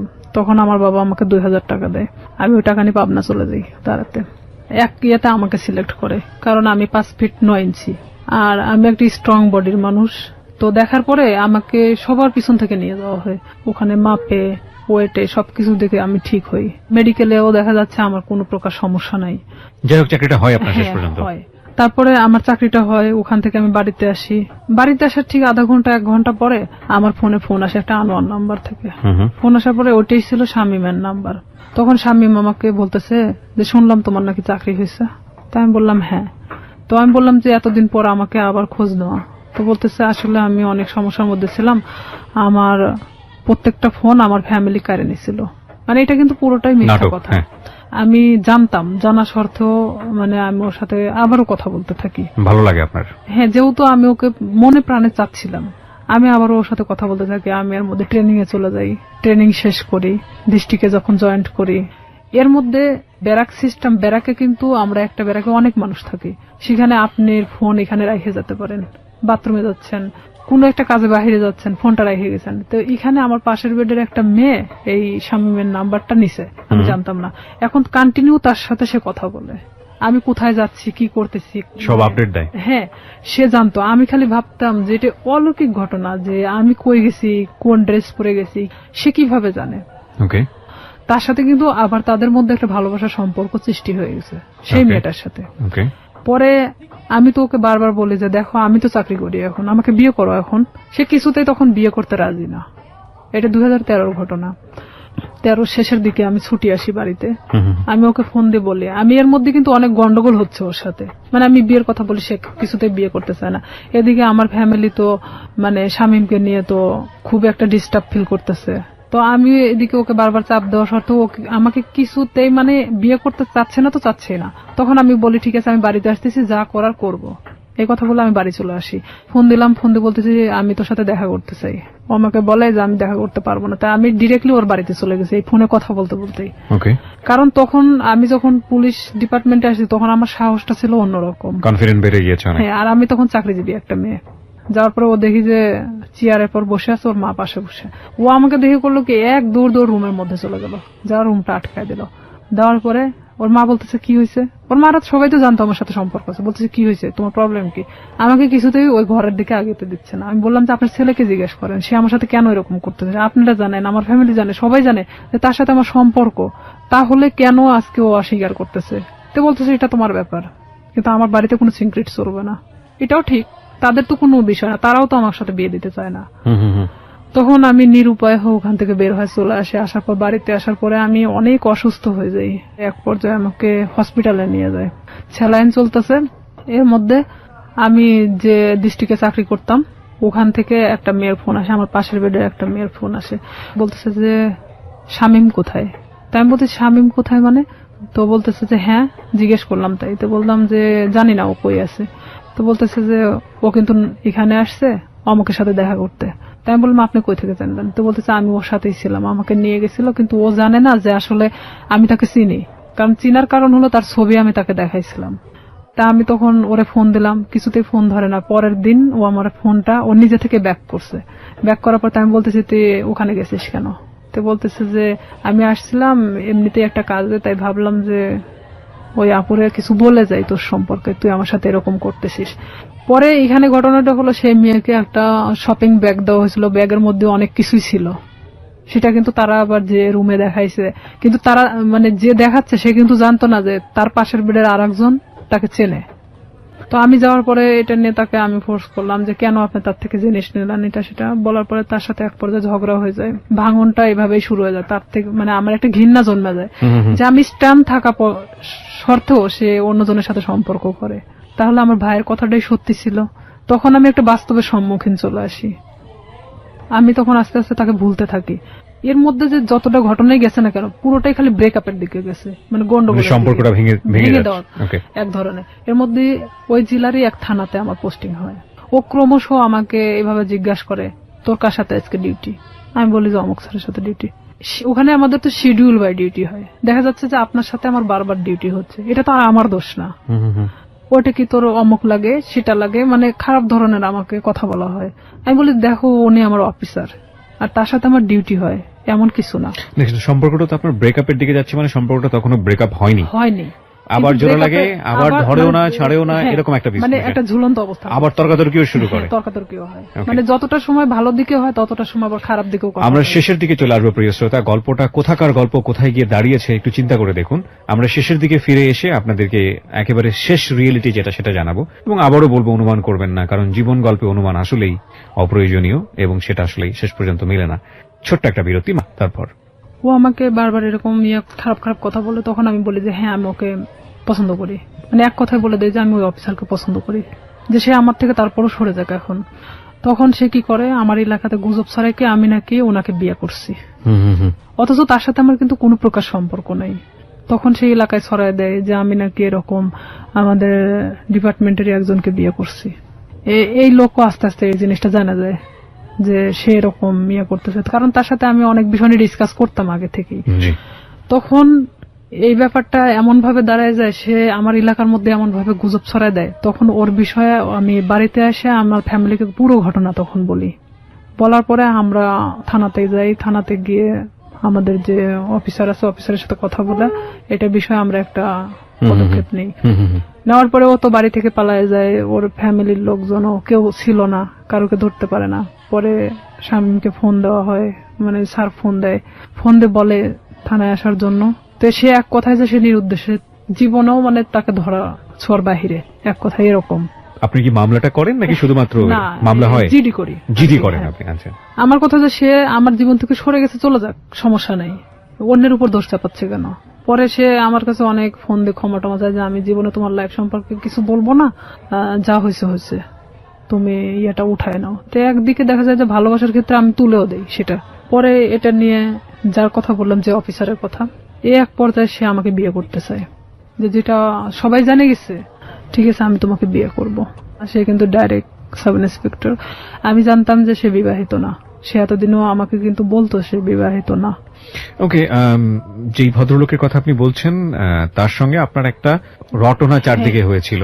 চারদিকে মানে এটা শুধু শামীম ঘটাইছিল। ওকে, তো উনি রাজি হয়েছিলেন এক পর্যায়ে আপনাকে বিয়ে করার রাজি জন্য? হয়েছিলেন এইভাবে যে তার সাথে আমার এর মধ্যে কিছুটা মানে সম্পর্ক এভাবে গড়ে ওঠে যে শামীম যখন এভাবে ছড়াচ্ছিল তখন আমার ডিপার্টমেন্টাল দিক থেকেও ওই যে মেয়েটার সাথে ওর কানেকশন ছিল, সে আবার আমার ডিপার্টমেন্টে এভাবে ছড়াচ্ছে যে আমি তাকে বিয়ে করছি। তা আমার ডিপার্টমেন্টে অনেকেই জানতো যে আমি তাকে বিয়ে করে ফেলছি। তো সেখানে দেখা যাচ্ছে সে আমাকে এক কথায় বলে দেয় যে যেটা ঘটে গেছে তাহলে আমি তোমাকে বিয়ে করব। ওকে, সো আপনি বিয়ে করেন এক পর্যায়ে? এক পর্যায়ে আমি তাকে আমার ফ্যামিলির অনুমতি নিয়ে বিয়ে করি। আমি বলি এটা আপনার জন্য একটা ভালোই প্রস্তাব ছিল আমি বলবো। আমার ফ্যামিলি বলে যে হ্যাঁ ঠিক আছে, পছন্দ হলে বিয়ে করাটাই ভালো হবে, যেহেতু এটা গুজব ছড়াই গেছে। তখন আমি তাকে বলে যে ঠিক আছে ফ্যামিলিগতভাবে আমরা বিয়ে করবো। সে বলে যে আমরা এখন এভাবে তো ছুটি পাই না, তা আমরা নিজে নিজে করে নিই, পরে আমরা ফ্যামিলিগতভাবে ইয়ে করে নেব। তো এখানে আমি কিন্তু সেটা রাজি হয়ে যাই। ঠিক তার 1.5 মাস থেকে 2 মাসের মাথায় আমি জানতে পারি সে বিবাহিত, তার বাচ্চা বলছে। তখন আপনি বিয়ের আগে তাকে জিজ্ঞেস করেননি? আমি জিজ্ঞেস করছি অনেকবার, কিন্তু বিয়ের আগে ওইভাবে আমি অতটা ক্লোজ ছিলাম না। ও কি বলেছে যে না আমি বিবাহিত না? না, ও অনেকবার স্বীকার করছে যে আমি বিবাহিত না। তো জানলেন আপনি? জানার পরে আমি তখন অনেকটাই কষ্ট পাই। কষ্ট পাওয়ার পর কষ্ট পাবেন কি? আমি তো যতদূর জানি যে এটা একটা মানে মারাত্মক রকমের আইন ভঙ্গন, মানে পুলিশের এত বড় একটা পোস্টে থেকে সে এই ধরনের কাজ করেছে মানে তো ক্লোজ হয়ে যাওয়ার কথা। অনেক কষ্ট পাই। কষ্ট পাওয়ার পরে ওকে আমি বলি যে এটা আমার সাথে করার কি দরকার ছিল। বাট সাহসটা পাই কিভাবে? সে সাহসটা পাইছে এভাবেই যে একটা ছেলে আমাকে এভাবে হ্যারাস করতেছে, তার সম্পর্কে তো আমি তার সাথে ডিসকাস করতাম। সেটা তো অন্য হিসাব, এটা তো ইনফর্মাল হিসাব। কিন্তু ফর্মালি তো যদি যায় তাহলে তো চাকরি থাকবে না। সেটাই ভাবতেছিল, মেয়েটা তো এত কিছুর পরেও যেহেতু প্রকাশ করে নাই, তাহলে আমার ব্যাপারটাও হয়তো ওইভাবে প্রকাশ করবে না। ওকে, কিন্তু তার ফার্স্ট ওয়াইফ তো ঝামেলা করতে পারে। কনফিডেন্স এরকম ছিল। আচ্ছা, তখন এরকম যখন আমি দেখলাম যে না, আইনার সাথে আমার সংসার করা সম্ভব না, তখন আমি কিভাবে আমার ফ্যামিলিকে বলবো আবার যে আমি বিয়ে করার পরে এখন সংসার করতে চাচ্ছি না। সম্ভব না কেন ভাবলেন? শুধু এই বিয়েটা সম্ভব না মানে তার বাচ্চা আছে, 2টা বাচ্চা, অলরেডি 2টা বাচ্চা। ওয়াইফের সঙ্গে কথা হয়েছিল? প্রথম ওয়াইফের সাথে আমি কথা বলছি। কি বলেন উনি? প্রথম ওয়াইফ জানতো বিষয়টা? ওনার প্রথম ওয়াইফ জানতো বিষয়টা কিরকম। ইনার সাথে যখন সম্পর্কটা হয়, বাট বিয়ে না এমনিতেই, তখন উনি আমাকে বলতো আমার ভাবির সাথে কথা বলো।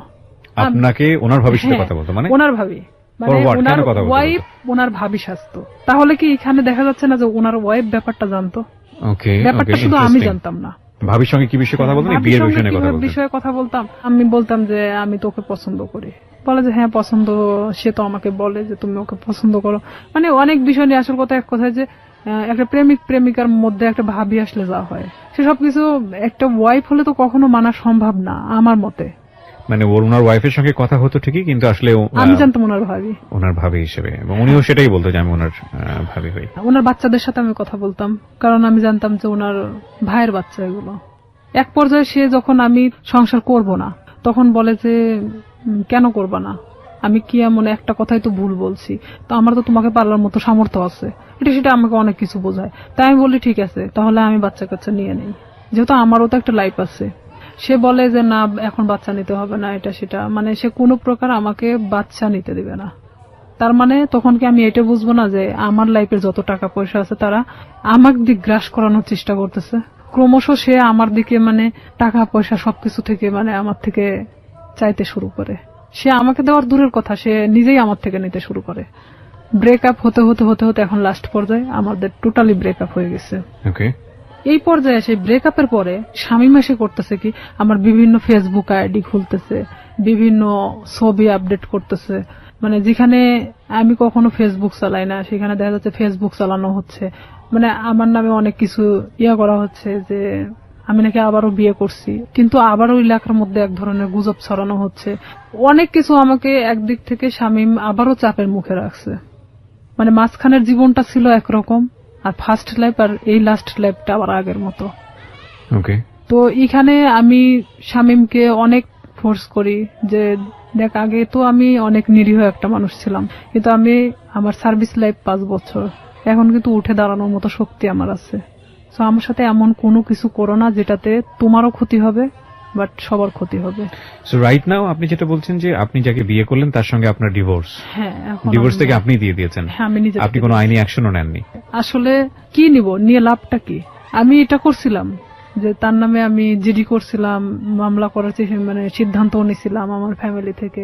পরে যখন আমার ফ্যামিলি, আমার বড় জ্যাঠা বলে যে যা হবার তা তো হয়ে গেছে, এই জিডি মামলা মোকদ্দমা, তারা আসলে এক ধরনের সরল সোজা মানুষ। তারা চাচ্ছে যে আসলে এগুলো করার কি দরকার, যা হবার তা তো হয়ে গেছে।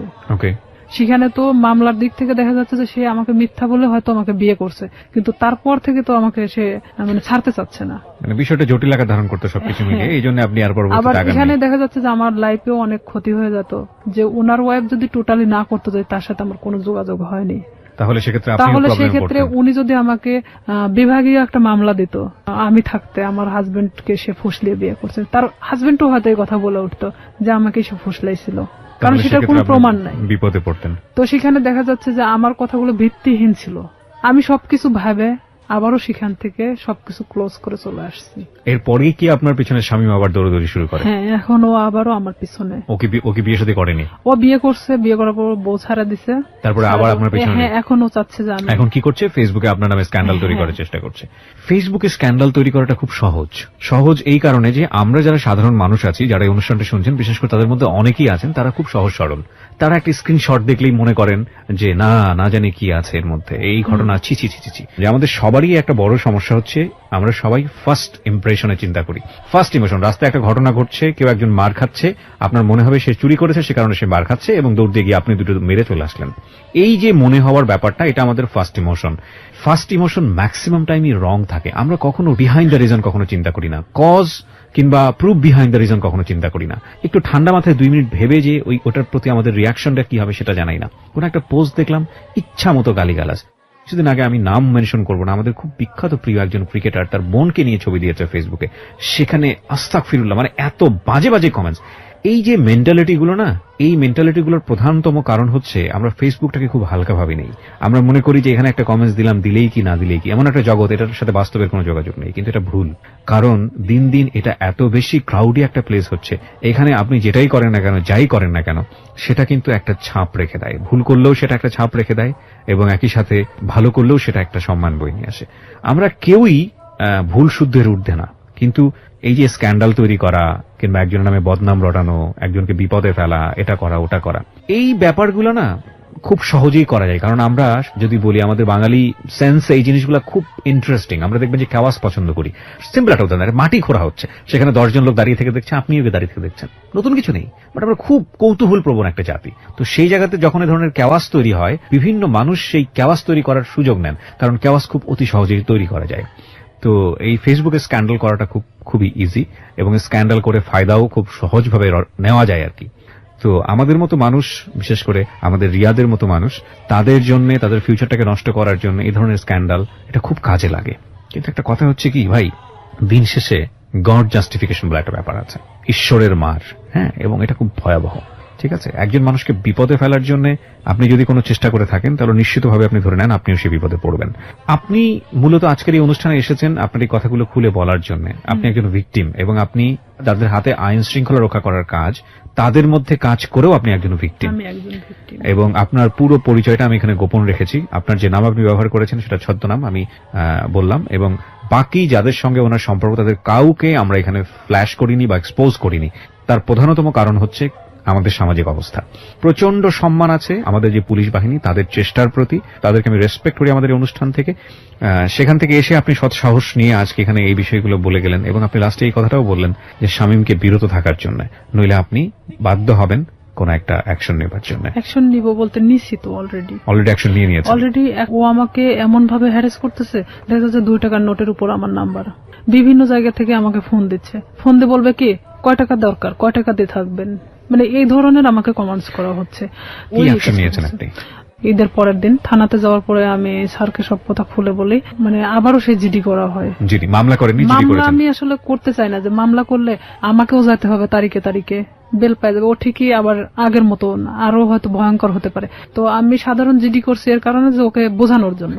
তো এখন করে জিডির কোনো অ্যাকশন কি হয়েছে? হ্যাঁ, আমি ওনার সঙ্গেই ওদের বাড়িতে আসি, মানে আমাকে দেখার পরেই ও বের হয়ে চলে যায়, মানে এমন ভাবে বের হয়ে চলে যায় ওকে, মানে আমি যে দেখায় দিচ্ছি দিতে দিতে ও মানে মোটরসাইকেল নিয়ে টান দিয়ে চলে যায়। আচ্ছা, এখানে জিডিটার বিষয়টা আমি যত জানি জিডিটা একসময় এনকোয়ারি হয় এবং এটা যদি সত্যতা পায় তাহলে অটোমেটিক্যালি মামলায় রূপ নেয়। মামলার রূপ নেয়, কিন্তু এটা ঘটনাটা হলো কি যে আমি স্যারকে এভাবে বলছিলাম যে যেহেতু আমার লাইফে পিছনের ঘটনাগুলোতে আমি কোনো অ্যাকশন নেইনি, তো আমি চাচ্ছিলাম যে শুধু এখান থেকে বিরত করার জন্য।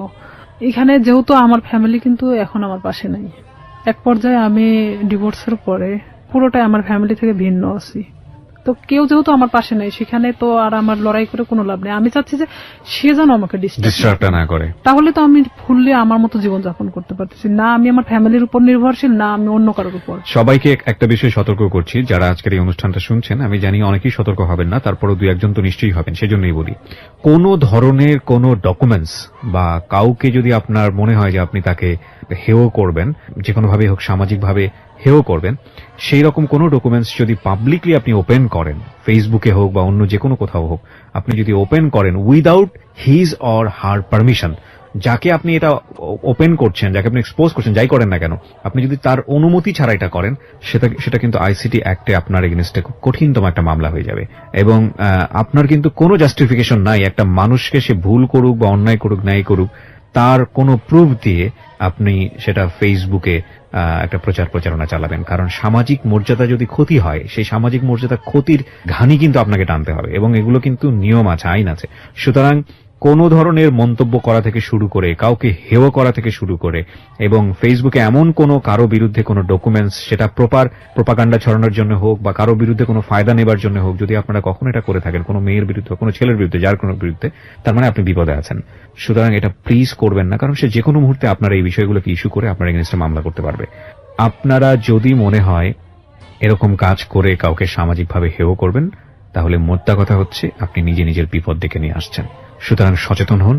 আজকে হয়তো রিয়া জিডি পর্যন্ত থেমে আছে, কিন্তু আমি বিশ্বাস করি বাংলাদেশের পরিবর্তন আসছে, অনেক রিয়া জিডির কথা চিন্তাও করবে না, তারা সরাসরি মামলা দিয়েই বসবে। এবং এসব বিষয়ে মামলায় কিন্তু বাংলাদেশ সরকার খুবই খুবই খুবই অ্যাক্টিভ। অনেক ধন্যবাদ, আপনি এখানে সাহস করে এসেছেন। আপনার মাধ্যমে একটা মেসেজ আমি আজকে সবাইকে দিতে চাইলাম, এবং সেটা মনে হয় অনেকেই পেয়েছেন। আমরা সবসময় একটা কথা বলবো যে একজনের জীবন গল্প আরেকজনের শিক্ষা হোক, কাউকে কোনোভাবেই ছোট করাটা আমাদের মূল উদ্দেশ্য নয়, এবং মূল টার্গেটটাই হবে সে যেই হোক না কেন, তাকে আলটিমেটলি সে যদি ভিকটিমও হয়, সে যদি কাউকে অপরাধও করে, তাহলে তাকে সঠিক পথে নিয়ে আসা, এবং সেটা সুন্দরভাবে। একটা মানুষকে শাস্তি দেওয়াটাই মূল কথা নয়, একটা মানুষ যাতে শাস্তি না পায় তাকে সুন্দর করে বুঝিয়ে বারবার সেখান থেকে ফিরিয়ে নিয়ে আসা। উনি শামীমের ক্ষেত্রে সেটা করে যাচ্ছেন। শামীমকে শুধু একটা আজকের অনুষ্ঠান থেকে একটা কথাই বলার আছে, সেটা হচ্ছে it is the highest time. আমি জানি আপনি এই অনুষ্ঠানটা শুনতেছেন, আমি আপনাকে রিকোয়েস্ট করব, আমি জানি আপনি সমাজে অনেক ভালো কাজ করেছেন, হয়তো আপনি আপনার ব্যক্তিগত জায়গা থেকে, আমরা সেগুলোকে রেসপেক্ট করি। আপনি ওনার লাইফে যেভাবে লেগে আছেন, সেটা উনি যেটা বললেন সেটা যদি আমরা মেনে নিই যে সত্য, আমি জানি আপনাকে যদি বক্তব্য দিতে দিতাম তাহলে তো আপনার পক্ষ থেকে কোনো বক্তব্য ছিল, কিন্তু যেহেতু আপনারা স্বামী স্ত্রীর সম্পর্কে নাই, সুতরাং দুজনের জায়গা থেকে, ওনার জায়গা থেকে আমি যতটুকু সত্য নিয়েছি, এই জায়গা থেকে শুধু এতটুকুই বলার আছে, আপনি নিজেকে নিবৃত করুন, থামুন এখানেই, নইলে আপনার জন্য ভবিষ্যৎটা হয়তোবা সুখকর হবে না। কারণ উনি এরপরে হয়তো রেগে গিয়ে বড় কোনো স্টেপ নেবেন। আমরা চাই আপনারা সবাই ভালো থাকুন। আজকের মতো শেষ করছি প্রিয়